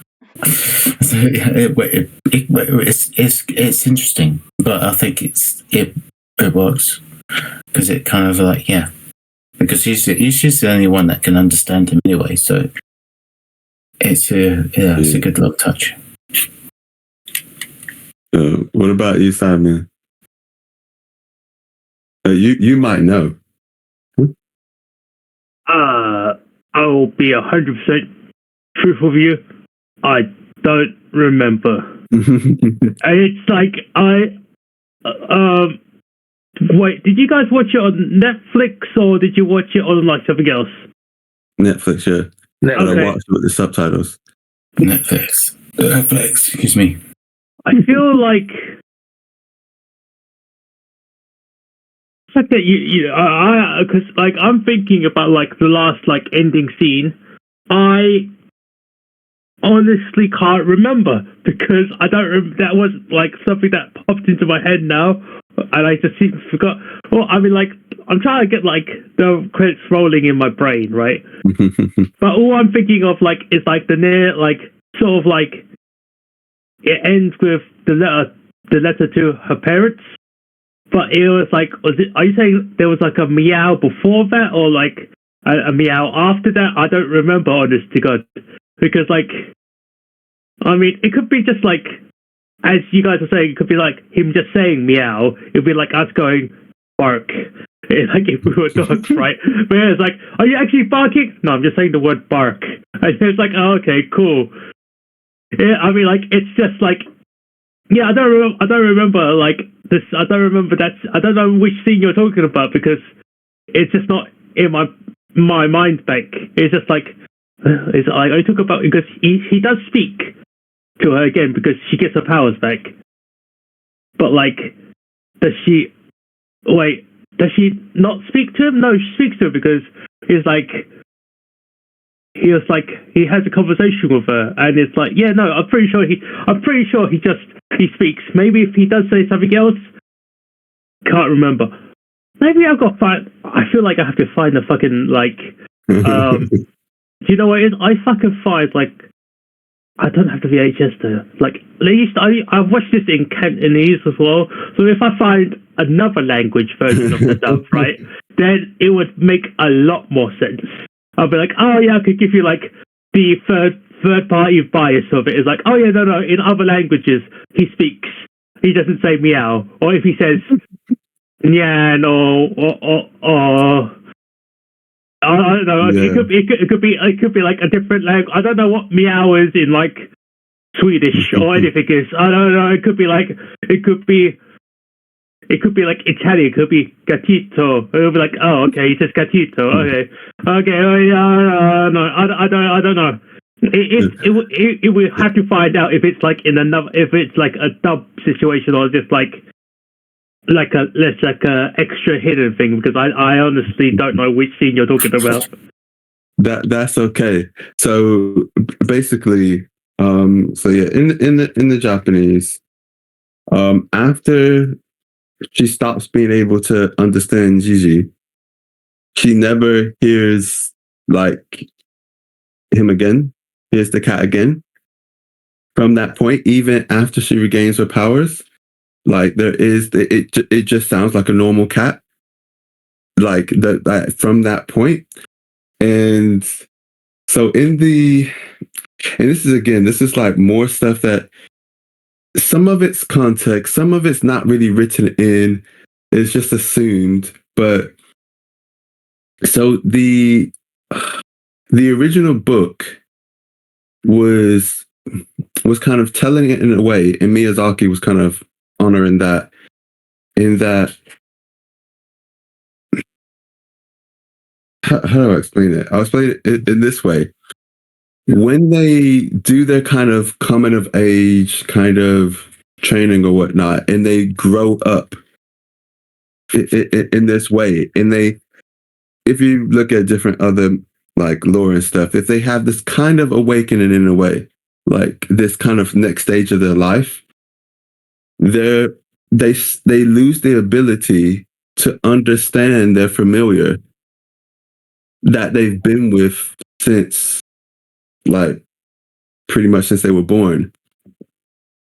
And the only way they would be able to like understand them again is if they, I guess, made that effort. And that could be one of their gifts or one of the ways they use magic. But yeah, with her, that's why in the Japanese one, she's not able to hear the cat again, even when she gets her powers back, because she's kind of, in a way, completed her coming of age or her next stage of witchdom. So she loses that ability, like the natural ability, which is and it was just like, oh, what? I was just like, wait, unless this is not something you would obviously know, or just like it would make any sense without any explanation. But yeah, that's more of how the original book kind of does it. But at the same time, it kind of makes sense. The original book, it's just short kid stories. It's a collection of short stories in a kid's book. It doesn't need to explain it all that well, because even the way it explains it, I don't know how it's properly translated, but the way the book does it, it's like, oh, she couldn't hear the cat anymore because she didn't need that other self anymore. Which is not really explained well in English, but yeah, she was no longer her older self, basically her younger version of her witch self. And now that she's transitioning to the next stage of life, she's lost that kind of natural ability. And that's also why, and like people like pointed out as well, that I forgot about this. The mother never directly talks to Gigi. The mother doesn't understand the cat. The mother always talks to the daughter who's talking to Gigi. And even that, like, I feel like this is another element. It's like, you did not prepare this girl. She did not, it didn't seem like she knew this was coming. Like, I don't know. It did not seem like she knew this was coming, or she thought that, oh yeah, there's going to be a point where things get a bit funny or whatever. She was freaking out. She was stressing. She was depressed. On top of everything she's going through puberty, like adolescence, like she's having all these things. It's just like this girl. I feel like she has not been told, or not just me, like Camilla as well. We're just like, yeah, she was not prepared for this. If this is what's normal, why wasn't she told? Like, Yeah. and like and there's even times when if her instincts didn't kick in on that bike with Tombo on the highway, which reminds me of Mario Kart a little bit, a track, they almost died. But her instinctive magic kicked in and levitated the bike for a little bit. And might have even cushioned the fall when they came off that crazy cliff, because they should not be alive. Like, but she didn't have enough magic control to use anything technically as a broom. The broom is just a kind of symbolic thing, and maybe one of the easier ways. It's a traditional way to channel their magic. This doesn't have to be a broom, but she's also she can barely use a broom as it is. So maybe they can get onto that step. So I don't know. It's anyway. I don't know. What do you guys feel after hearing that? Oh, well, I am confused for one, because then This was because it was all wrapped up in a nice package that she was losing her powers, and so then her not understanding Gigi made sense in that context. But then apparently I didn't know this familiar thing. By the way, I need to learn exactly what a familiar is. I only have a vague idea. Obviously it's Gigi, but I don't really understand why it's called familiar. So but yeah, I don't I'm confused. So did she lose her powers as part of that transition of, leveling up, so to speak? I don't know.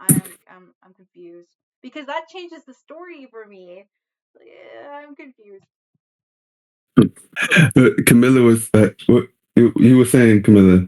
I was just saying that this is my issue. Yeah, she said this is her issue. So the when she loses the powers, it's like a bit of both. It's initially because it's the powers, like Pat also said as well. Her powers and abilities, or witches' powers and ability, are tied to their emotions and their confidence, their belief, and their faith in themselves, and I guess in different things. But yeah, it is tied to how she feels. And of course, when she starts becoming depressed and losing her confidence and faith, yeah, her powers kind of go.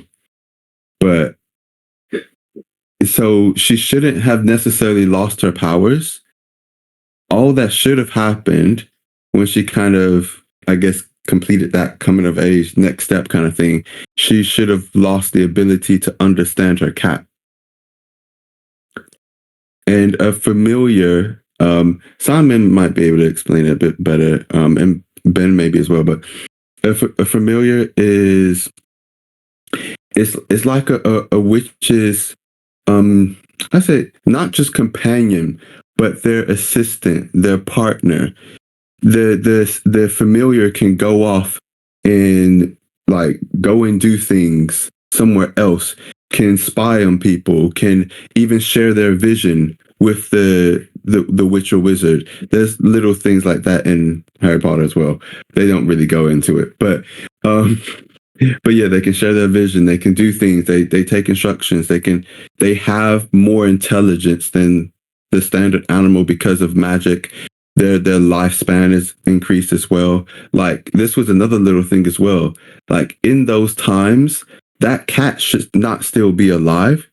That cat is like 13 years old, but the average age range of cats at the time, because of veterinary stuff wasn't that good, was like 5 to 8 years old.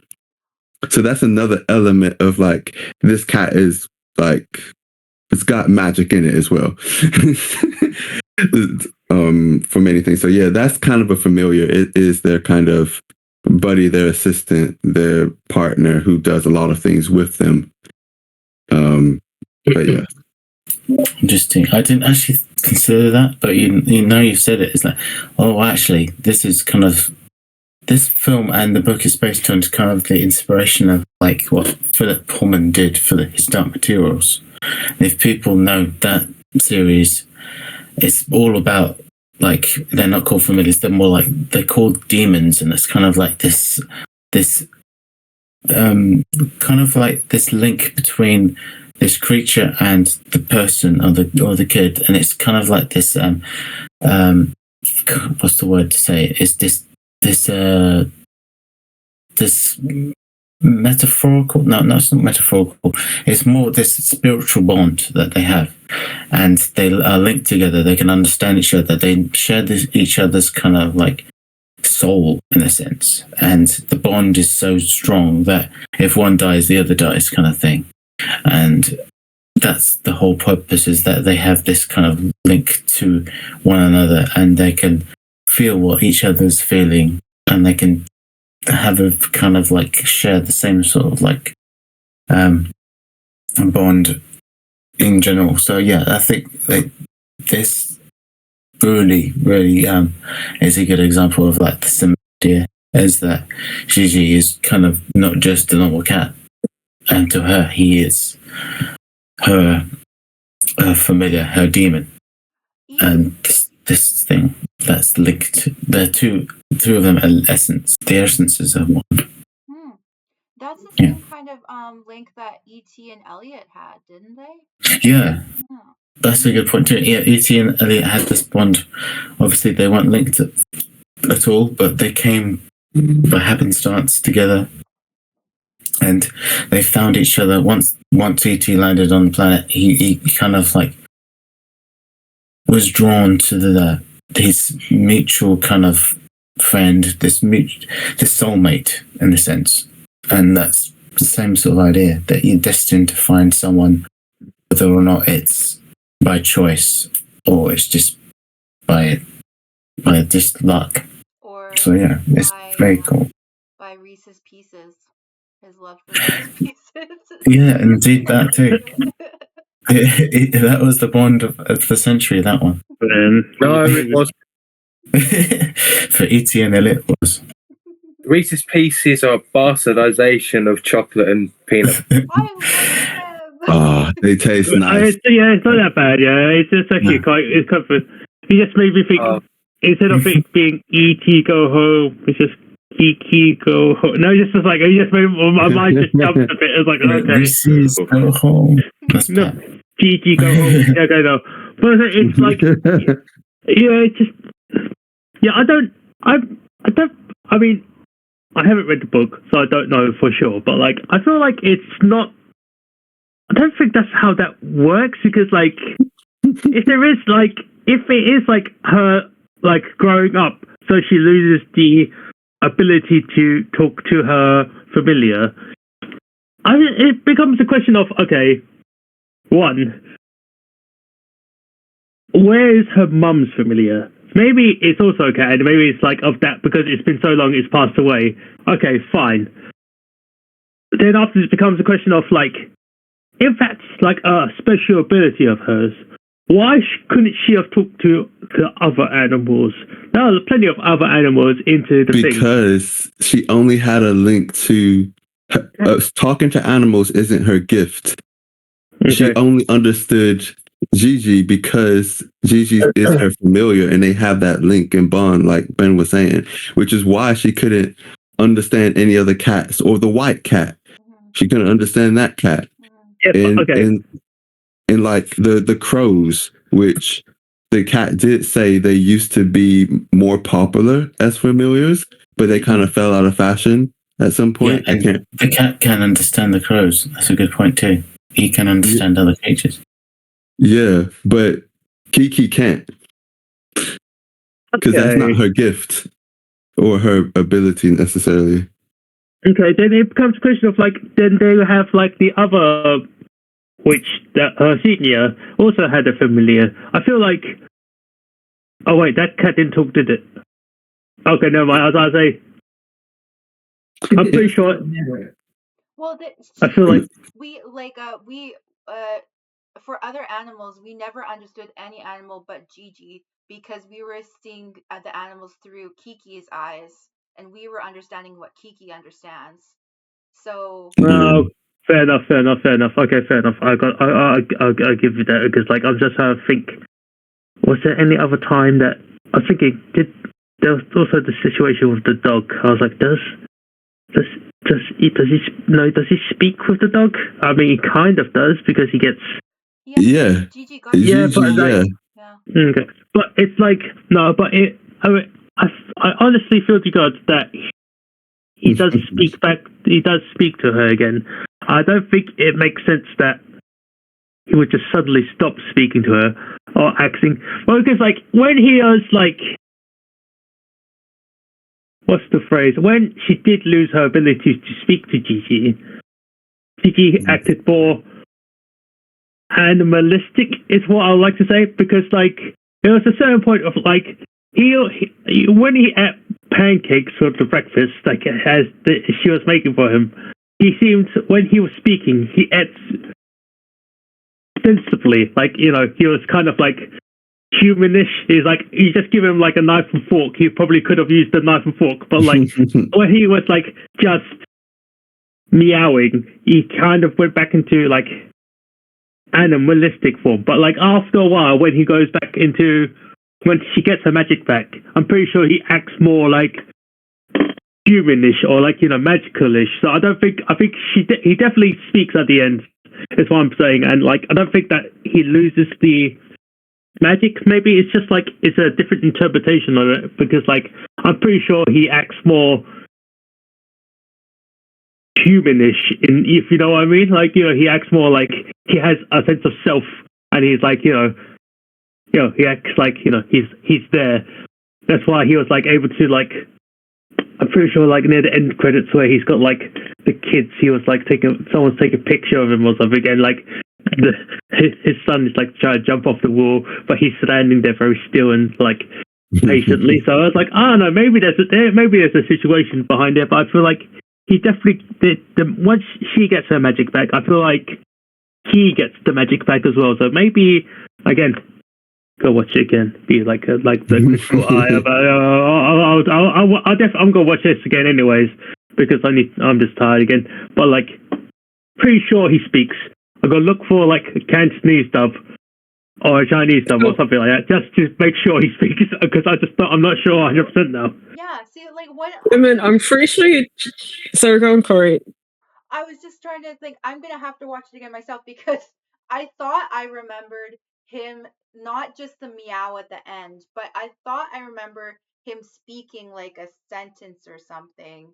And then I got the impression that like she could Ben understand. said that as well. Ben said he remembered there was a line where you heard the cat speak, but in the Japanese that line is not there. Oh my god! That the cat never speaks. I don't again. like this. I don't like this. I don't like how there's so many different. Like this is too much difference. I agree. I agree because every single version changes what film you're watching and what film you're understanding. But what I was going to say, Simon, some of the things that you were saying that were a bit humanish, like the cat understanding to pose for photos, that's just feline behavior. Like that's the difference between a stupid cat. Yes, I guess that's true. Cats who would do that, and I've had cats who would be like confused and would disappear. It just depends on the cat. I mean, okay, I don't. Yeah. There's some cats that could like their meows almost sound like words. Like I swear some of them literally know how to talk a little bit. And understand. The cat I had growing up. Yeah, the cat I had growing up knew to look left and right before crossing the road. Like, it's just the difference between intelligent animal and not intelligent animal. I I mean, want to throw in a random story that's just too perfect that happened to me just yesterday. Is Camilla, you just talked about and knowing a cat to look both ways. That's so precious. But I was on my way to just in my neighborhood on an errand, and I was about to cross the street at a designated. I call them crosswalks, but I think you guys call them zebra crossings, right? There's a few different types. Yeah. So it's like the pedestrian walkway with the painted white lines on the road. And Okay. just ahead of me, there's a crow walking on the sidewalk, not flying, but walking. And he comes up to the crosswalk and he walks across the crosswalk to the other side of the street. It was the cutest thing I've ever seen. He gets it. He understands. Yes. Crows are very smart. That's part of the problem with them. That's brilliant. Yeah. Why does the crow cross the street? Someone from KFC.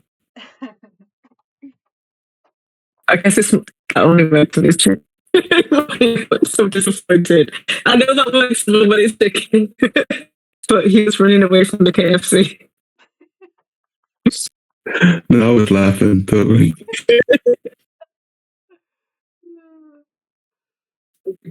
Oh man.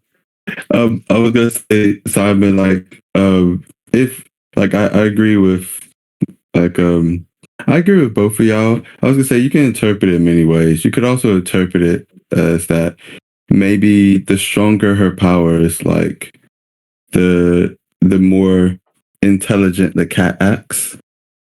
So even if she can't understand Gigi, or maybe it's a case where they still have that connection. Like, yes, she might have lost the ability to understand Gigi, but maybe she had to relearn kind of like how she and in a way, maybe this is also part of it in the story. Like, she had to relearn how to fly on a broom. It was always second nature. She could do it since before she remembered. It was just, yeah, a second nature skill that she's always done. It was just natural to her. But now she had to relearn it from like the lesson she was taught rather than from how it felt because she doesn't remember how it feels.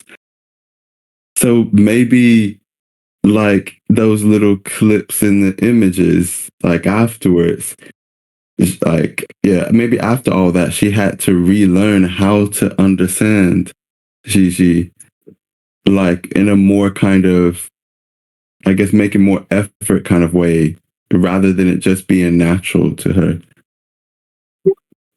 Which happens, like that happens in our real world. When you go through like a physical medical trauma and like or like you have to relearn how to like use your hands and speak and all that stuff. So yeah. Yeah. Yeah. Camilla says very true. But yeah, that's a cool way to think about it. That makes sense. Yeah. She has to rehab her broom flying. They can't hear you. Oh, they had to rehab her. She had to rehab her broom flying. Oh yeah. Yeah. But yeah, cool. Yeah, yeah, that's out of oh, we have to do favorite scenes before we kind of. I was gonna say, oh, that's the end of the call. Sorry. Favorite scenes.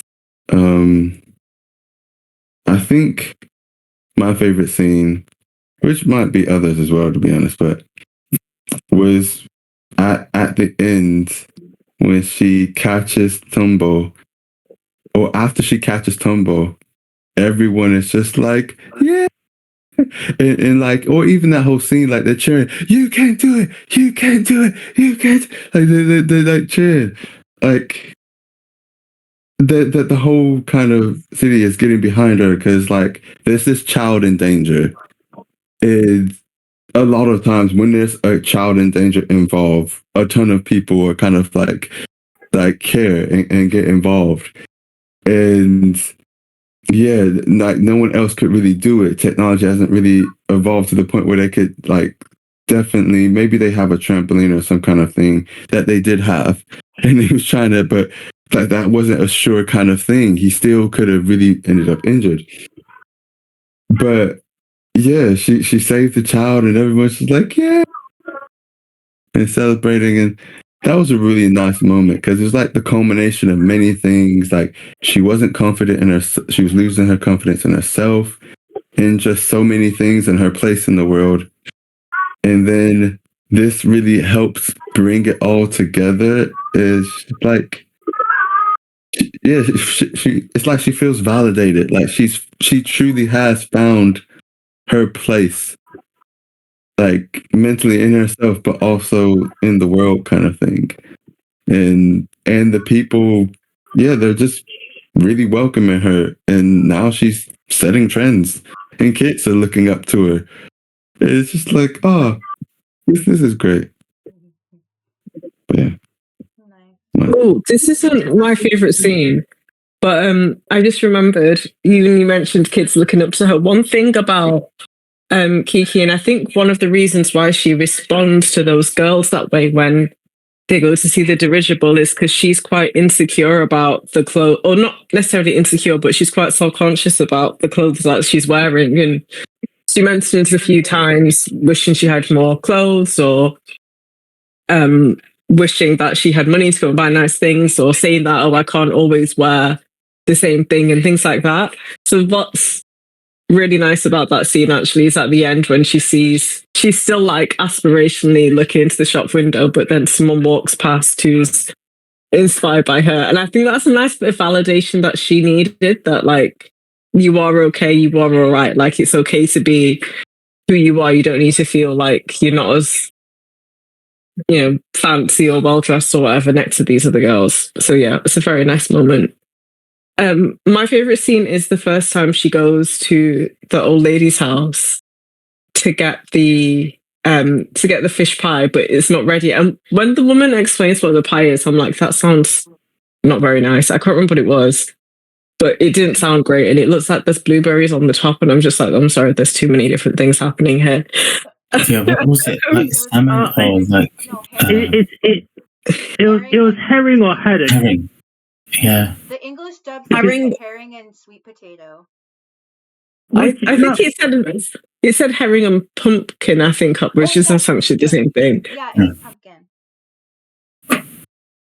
Which is not like the worst combination. Like it's just a fish and vegetable pie, but it's like, but it's definitely not something that you. It's a very old. I feel like again, it's a very old fashioned sort of like pie, I guess. So that's why like that girl was like, oh, that's why the girl was like, oh, grandma's got her smelly pie again. I was like, oh, that's rude, but like, oh, but that's teenagers for you sometimes. Yes. Well, I mean, they're not in Japan.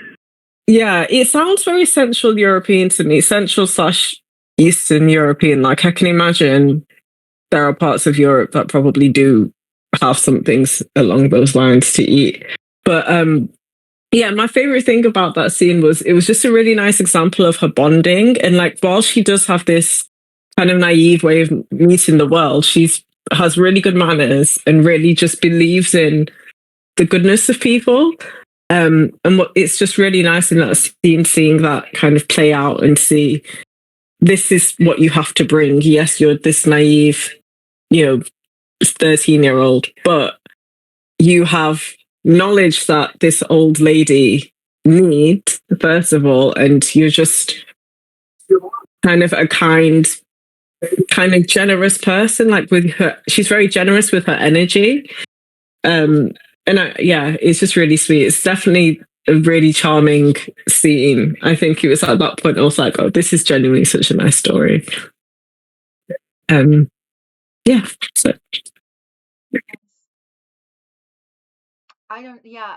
I've had pumpkin pie and I've never had a fish pie, so my feelings on the herring pumpkin pie are, I would try one bite and see. But yeah, for my favorite scene is definitely when she's delivering the bird cage with the stuffy inside that looks just like Gigi. And where it got really funny for me was when she realized she's out of time. She has to deliver it no matter what. And they trade out Gigi for they put Gigi in there. He's like, "Can I breathe?" And she's like, "No." And then before the door opens, she's like, "Act stuffed." And he does such a good job. And I just thought it was just so Yeah, comical. that's the best.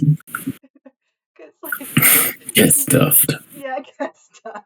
Um, yeah. So and he just did. He like his commitment to being stuffed was just really funny. And even when I noticed that the kid just like tossed him on the floor. And I'm like, wow, he could like crawl away and just like hide until but he just sticks it out. And the dog comes sniffing up to him, and he's like, this is where the animation really amused me, is where he's like covered in like sweat droplets, and they're like rolling off him, and you could see this like growing like saturated pool of sweat around him. And it was just really funny. That was definitely like my favorite scene by far. I was laughing out loud for that. So Oh, it's love the details. yes, The details in Gilly always awesome. yeah, Yeah, not many animated films would be that detailed and little. It's like just like even when they animate the train and the blimp, all those little details of the movement of it, they will always be sure to do all the suspension and the propellers and every single little thing that you'd just be like, oh yeah, animators nowadays would do the shortcut if they're doing 2D animation. They won't animate everything because it's not, but they did. They made sure to do every single thing. I suppose, yeah, that sequence Corey mentioned is a really great one, and obviously the dog as well. He was a great little character that he had. The way they kind of like get the dog to open the door. I can't remember his name. Gigi comes out, and they do the swap, which is seamless, and obviously, I think someone mentioned about the two old ladies with the pie itself as well. That was a great scene while she figures out how to work the stove and the oven and all the bits like that. And then when they're watching the blimp go down on TV, and what was her name? Is she the housemaid or friend or something? And then she's watching in relish, and she's like, oh, this is getting to the good part, right? And then it's just like chaos, horror unfolding, and she's like just loving every moment of it. It wasn't only until you see the boy on the TV, then they're like, she changes her tune. But yeah, there's little bits like that. This is just good stuff. Yeah, that was mad. Just fun moments. And yeah, how they did the final sequence with the what was the blimp called? There's something. They just called it a dirigible. Dirigible, yeah. Oh, I don't remember the name of it though. Oh yeah, I think it was like something of tomorrow. Like I can't remember. It's like it had like it had like a very wondrous name, like Vision of Tomorrow, or like something like something about the future or something. I can't remember. Yeah. It's supposed to it's supposed to be visionary or something like that. I was like, oh right, yeah, I see what you're saying. Yeah, that's great animation there, and the whole final sequence very, very, very good. I think did it come after or before Basil the Great Mouse Detective? This was made in 89, so before. Yeah, because it definitely reminded me of bits of that. The final sequence. Wait a second. But yeah, just brilliantly done. Yeah, I think even all the flying sequences are great. I mean, the bit where they meet the geese, and then there's the wind, and then they get struck down and have to fight off the crows, and then she gets stranded on that little cabin in the woods kind of thing. That was great. No. Basil, the Great Mouse Detective was made in 1986. So that was made 3 years before Kiki. Oh wow! So that was before. Cool. Interesting. There was a good line. Another good line that I forgot to mention during that scene is Gigi says, sorry, I have to remember where. Oh yeah, he says after she gets like, partially torn apart by those mad crows, right? Because they're angry at her for they think that she wants to steal eggs. But he, after they've like escaped and are at a safe distance, he's like, frankly, I think this is a major insult. Crows used to serve witches and do what you told them. I just like, oh, it was really funny. Yeah. There was also relating back to the line Ben said. I really like that line, by the way, Corey. That was funny. I forgot about that. But like the blimp scene, they quoted a line when the kind of the Heisenberg went down. Hindenburg. Really, the Led Zeppelin Heisenberg. Say my name. Yes, say my name. But yeah,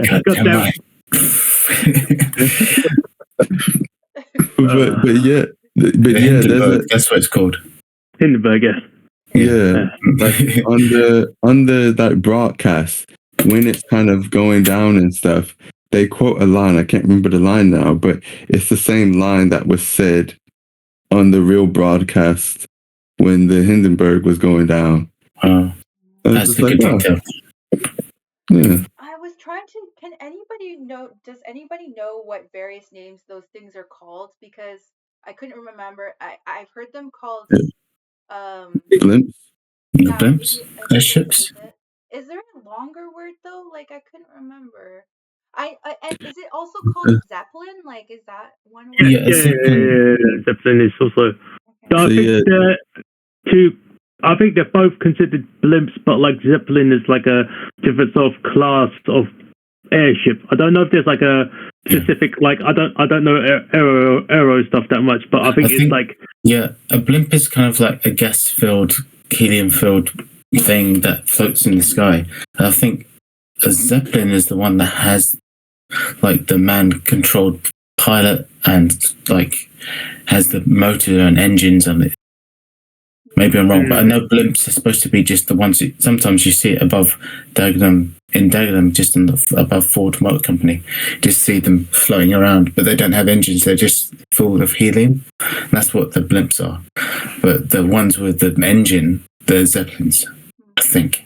Yeah, I could be totally wrong, but I'm pretty sure that's what it is. Yeah, like blimps are not necessarily like able to like carry people or anything. Yeah, they're just giant air balloons.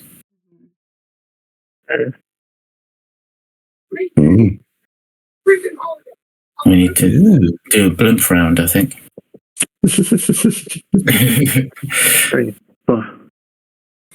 Cool. What? I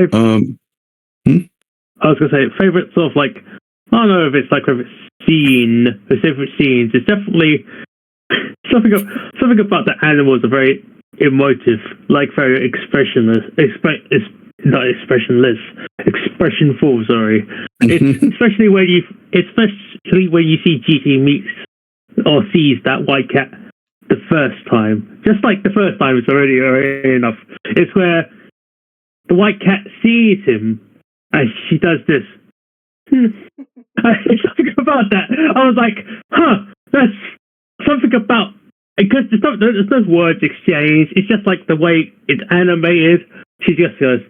And afterwards she's like, fucking what a snub! What the fuck is this? Afterwards it's like, yeah, the way like even because it's mainly because Gigi being like the main familiar like her cat. Obviously he would be expressive because there's like a certain level of magic there. Obviously, it's like sure. But even the other animals and other other animal I was going to say other animal characters, but like no, sorry, but the other animals in like the film are also very have lots of good expressions on them, and something about just seeing those animals as well, how they express themselves in like sort of like basic facial movements is something.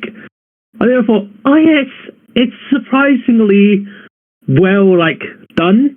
And something about those, just seeing those animals, just like how they express themselves, even like simple head flick, simple like how the dog kind of like sniffs and then like smells them. It's kind of like you see his like he like kind of like raises the eyebrows, kind of, and it's like huh, oh, and it's just like oh, it's like something about that is so well animated and gives like all of it like a bit more life behind the animals. I was like, that's so amazing, so good. Nice. Yeah. You just reminded me, Mm. yeah, and that's one thing I really pick up on. I love it when animation has like really well done and like nuanced expressions. It's just so fun for me. But you just reminded me of a part of the movie where I was confused when Gigi was he got all sweaty and nervous when he was first meeting the shopkeeper, the shop owner, and the husband. And the husband like winked at Gigi, and then Gigi like got all sweaty and like shrunk away. He was so nervous, and I didn't understand why. Does anybody remember that? Because he's a massive dude. He's a big. He's a scary. Because like he's got like I don't know if it's called resting bitch face. I guess it could be. He's got like sort of like grumpy. He's got that sort of like grumpy kind of like face. And after, because he's the big baker dude, and he's got servant, and he's like doing the job because he's got to take care of his like pregnant wife. But I guess even because like he actually has a heart of gold, because essentially he makes that bread wreath of Kiki that he hangs on the door, which is like it's definitely him who made it, because it's just something about it. It's just like it's very nice and artistic. But it's mainly because like while he bakes the bread, he goes wink, and he looks at the kid. He gives a wink. It's like I'm not actually that scary. I'm just big. Just the way it is. Because afterwards you see it's because at the end of the credits, where afterwards he's holding the baby. He's still got a grumpy face until he looks at the baby, and he's like got the really like relaxed sort of like smiley face. I was like, oh yeah, he's just got natural scowl, I guess. So it's just like it's fine. He just big. He looks big and scary, but it's actually he's a sweetheart. Actually, what you're saying makes complete sense, because it was soon before he does the winking thing. He was like acting really impressive. He was like spinning these like trays of dough around. Yeah, I remember. Yeah. That makes sense. That makes sense. Gigi was just Yeah. Yeah, it's a funny one. Like, because I feel like there's one other person that also winks at the cat once in the film. I don't know if it's Osono or I don't think it's the mom. Was it But the artist? maybe. Oh, it could have been the artist. For a while, I was wondering if the artist was a witch too. Turns out it doesn't look. I don't know. It doesn't look like it. I mean, it could always be a theory that maybe she just decided to stop using her powers for witchdom and decided to become an artist when she left home. Like maybe that was her thing. She left. Is she realized, you know what? I don't want to be a witch. I just want to be an artist, and maybe she can talk to crows. See, that's what, remember, like that, like it was soon after Gigi said like crows used to like work for witches and do what they were told by witches, and then we see the artist drawing, and it's seemingly that the crow is staying still for her for the drawing. So. Yeah, and she tells the crow like, "Don't move, don't stay still." And me and Camilla were first thinking, yeah, it's probably just like you would talk to any animal or an object or whatever to like stop doing whatever it is. But there could be a theory. Yeah? It could be that the yeah. that she's actually a witch who decided to change. Yeah. Could be. Did Pat, did you do a favorite scene? No? Yeah, it's more the first, well, the two scenes with the older women that Kiki visits. Like first when getting the pie, and then I can't remember the second. And yeah, I remember this the second one. I watched it like early in the week, and it's quite late now, so I can't remember the specifics. But the scenes with the two old ladies, they were two of my favourite scenes. Nice. Yeah, they were really good. Yeah. Oh, but yeah, Ben already mentioned this, but when the house lady was like literally, when I first saw the smile on her face when she was watching that disaster happen, I was like, what is this? Oh. It's like this is real life, lady. why you acting like this is a TV show? Like, oh, they always, what was it? She's like, yeah, they always turn it off when it gets to a good part. It's like, what do you mean good part? People are fighting for their lives out there. And you're just like, these people. She was a character. Oh, remember when she was She was trying to broomstick. She was trying the broomstick. Yeah. She was like, that's great. She's like, oh, can you come here? She's like, oh. That's funny. Oh, that was funny. But yeah, just great characters. Great. Just I do on a related but side note, we were like watching a bit of some videos on Ghibli in general, and like what might happen to Ghibli after like he actually like like whether he passes or he actually completely stops and doesn't come back to work, kind of thing.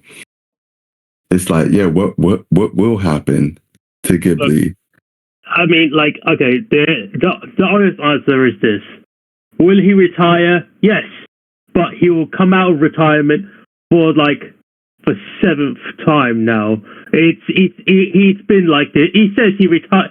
You know, because it's come the joke of, I'm retiring. Are you going to retire though? I mean, in all honesty, God, are you going to retire? You just can't keep yourself away to the point of like, if he retires again, then afterwards it'll be like, yeah, he'll come out of retirement until his untimely passing. But it's a question of like, Studio Ghibli is now not just him. He is the main person, but it doesn't mean it's just him. He hasn't directed a film for a while now, to be honest. And to be honest, the other works that he has done, he took a somewhat hands-off approach on. It's the reason why I say it's like this, because Kiki's Kiki has characters that look like some other sort of like the senior witch, or that was in this film, looks like a character from another film that is like similar art style. And the reason why I say it's a similar art style, because that director also directed like Castle in the Sky, I think it was. But it's like, oh, so they've just branched off into different studios or different sections, because they have other movies that have been out, like the 3D animated one, which is something under Earwig. That was no. His son did Tales of Earthsea. Oh no, his son did Earwig as well, didn't he? Yeah, Earwig wasn't as. I was gonna say Earwig wasn't as bad as, not as, because Earthsea was kind of boring. It's not like, it was made well, but the story was kind of slow. So it's kind of like, yeah. So his son animated it, and actually, I didn't. I guess you because Camilla and Corey wasn't here. It was a bit. He as the reason why I say the Hayao Miyazaki is a bit of a grumpy dude. It's mainly because when it was the premiere of his son's film, animated film that he was working with for his studio, he left and had a cigarette during the film, and it was like, God damn it, really? It's like that's like, come on, man! It's like, so you could have been like, you could have waited. Like, it's like, I just need a cigarette. To give context. Sorry. It's so bad. Oh no, you can explain it, man. To give context, they've difficult relationship. They've had a difficult relationship growing up. He wasn't really around much as a dad, as a father, when his son was growing up, and his son actually was just like, I don't want to try and follow in my father's shoes and be complete overshadow and never be able to live up to it. So I'm going to go into a different industry, into architecture. But then the first time he retired, he actually handed the company over to his partner, basically. The two who actually founded the Ghibli studios in the first place, and who used to work together before Studio Ghibli what it was. So, like, since they had that mindset, he's like, yeah, I'll hand it off to you. But unfortunately, he passed. So then he came back, and then he was just like, okay, I need some help. Son, can you come in? Join me. I know we barely ever talk, but can you come in, join me, and start doing the landscapes for my films, or being in charge of that? And then eventually he started thinking, okay, he's got really great talent in terms of drawing and visuals, and he's really good at getting the kind of look of different things.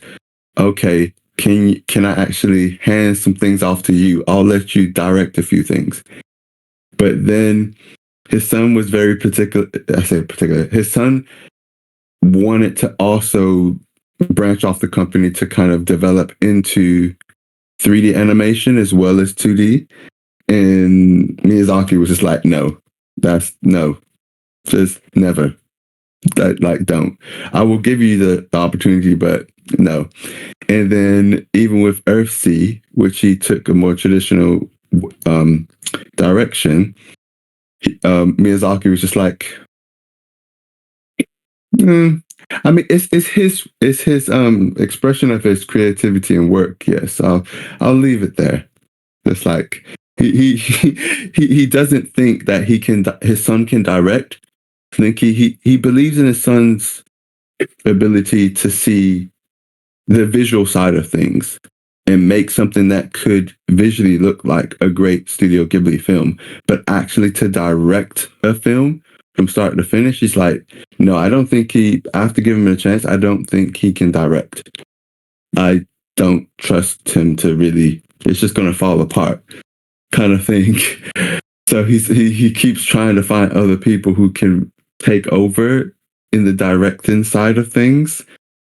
And but then at the same time, Ponyo was, you might already know, but was kind of like an apology, like his apology letter in a way to his son for the father he never could be or was never really around, and also for how he's been as a father now, and how he's been his biggest critique, how he's been really pressuring him and everything.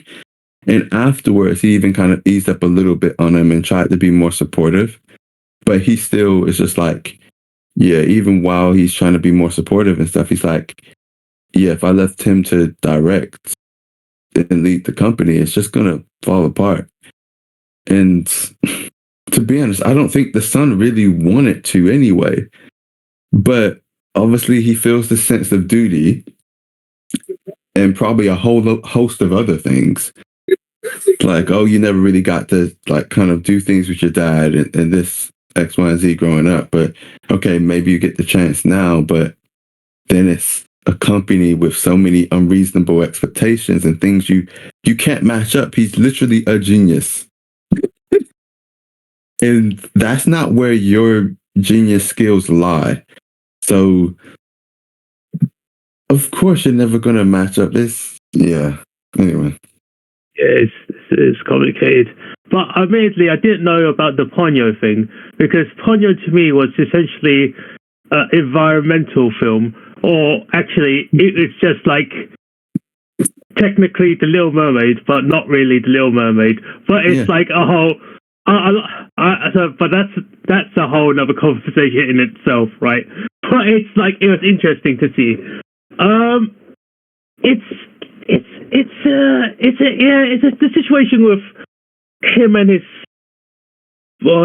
son is just like it's just awkward sometimes. It's just like it could be better, but it's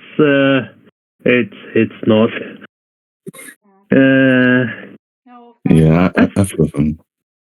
family stuff can be really complicated, that's for sure. Especially having a dad with this kind of status. That's complicated. Yeah, definitely. Sorry, I know it's late. Are there any final thoughts on the film before we go? It good. Yeah. Absolutely, Ben. I can't top that. Yeah. Has Rachel said what her film is? No, she's gonna post it in the morning. Yeah. Hopefully we know. Okay, thanks. Cool. So, Well, yeah. I'm glad you enjoyed it for the most part. But yeah, it was nice watching this with you guys. As always with any other films. But yeah. Good one, Emmanuel. I very much enjoyed it. Yeah, I had a good time with it. Okay. Thank So you guys. So all that means is now I am more okay for picking more anime films. Oh yeah, do it. Yeah, I mean, Alex, to a certain level, actually. Yeah. He did say he didn't like the film. I kind of, when we do the call next week, well, I kind of want to hear his opinion on why he doesn't like it. Maybe he thinks she's too like hot-headed. If that's the case, I kind of agree. She's just the way the teenagers are, but like I kind of want to hear his opinion on it as well. I wonder if it's because of the parents. I don't think that actually might be that might be a legit piece. All right. It'd probably be that and looking at the modern standard. With Alec, he's already on shaky ground before the film starts because he just doesn't like anime for whatever reason. Like even when I picked Dragon Ball, it scored far better than I thought with him, but it still wasn't a great score. So yeah, whenever you pick an anime film, I wouldn't expect a great score from Alec. It's like he's huge on story, right? And like a lot of us had some issues with the story for this one, so I could kind of. I think his issue with anime is, well, it's not the same, but like I think everyone has a sort of type of film that they don't like. Like with me, it's some musicals and some romance films. You know, with Rob, it's Zack Snyder. If anything, what I've learned is, especially with this film club, is just like I've learned that I cannot say I like do not like an entire genre, because that is not true. I realized I like a lot of musicals. I used to think I didn't like musicals, and yeah, and I never gravitated towards anime, but at the same time I never was turned off by it, so I was just happy to give these movies a go. And so yeah, you just never Man, it's just like watching. It's just the thing about it, Emmanuel. Because watching this now makes me just wanna go. I want to go to the studio. Every time a Studio Ghibli thing comes up, makes me reminisce about wanting to go to the Studio Ghibli Museum or like the theme park and watch like the hidden. I realize it's not just one movie that's hidden from the world. Like I think I told you about May and the Kitten Bus, which is like the spiritual sequel to Totoro. Yeah. That it's not available anywhere in the world except for that one place. There's actually 4 other movies that are actually like that. They're all like half an hour. They're all mini movies. They're all like half an hour long or something like that. But they only exist in the museum, and I really, really want to fucking watch them. But I don't know when I could possibly, because it's like always fully booked, and like I can't ever have time to go to that fucking museum to watch it. Because I think you're not allowed to go there without like going with like a group of people because of like how like the way that it works. So if you're not going with a family or someone or like a group of like students or something, like you can't go to there. You can't just be, can I just buy like the one ticket and just watch it? They're like, no. It's just like, fuck. So it's annoying. Oh man. So yeah, it would be nice to go. Yeah. Oh, cool. We will see what the rest start next time. Yeah. Bid you guys adieu until next time. That was fun. See you next time. Bye. Bye. Bye, everyone. Go sleep now. Yes, go to sleep.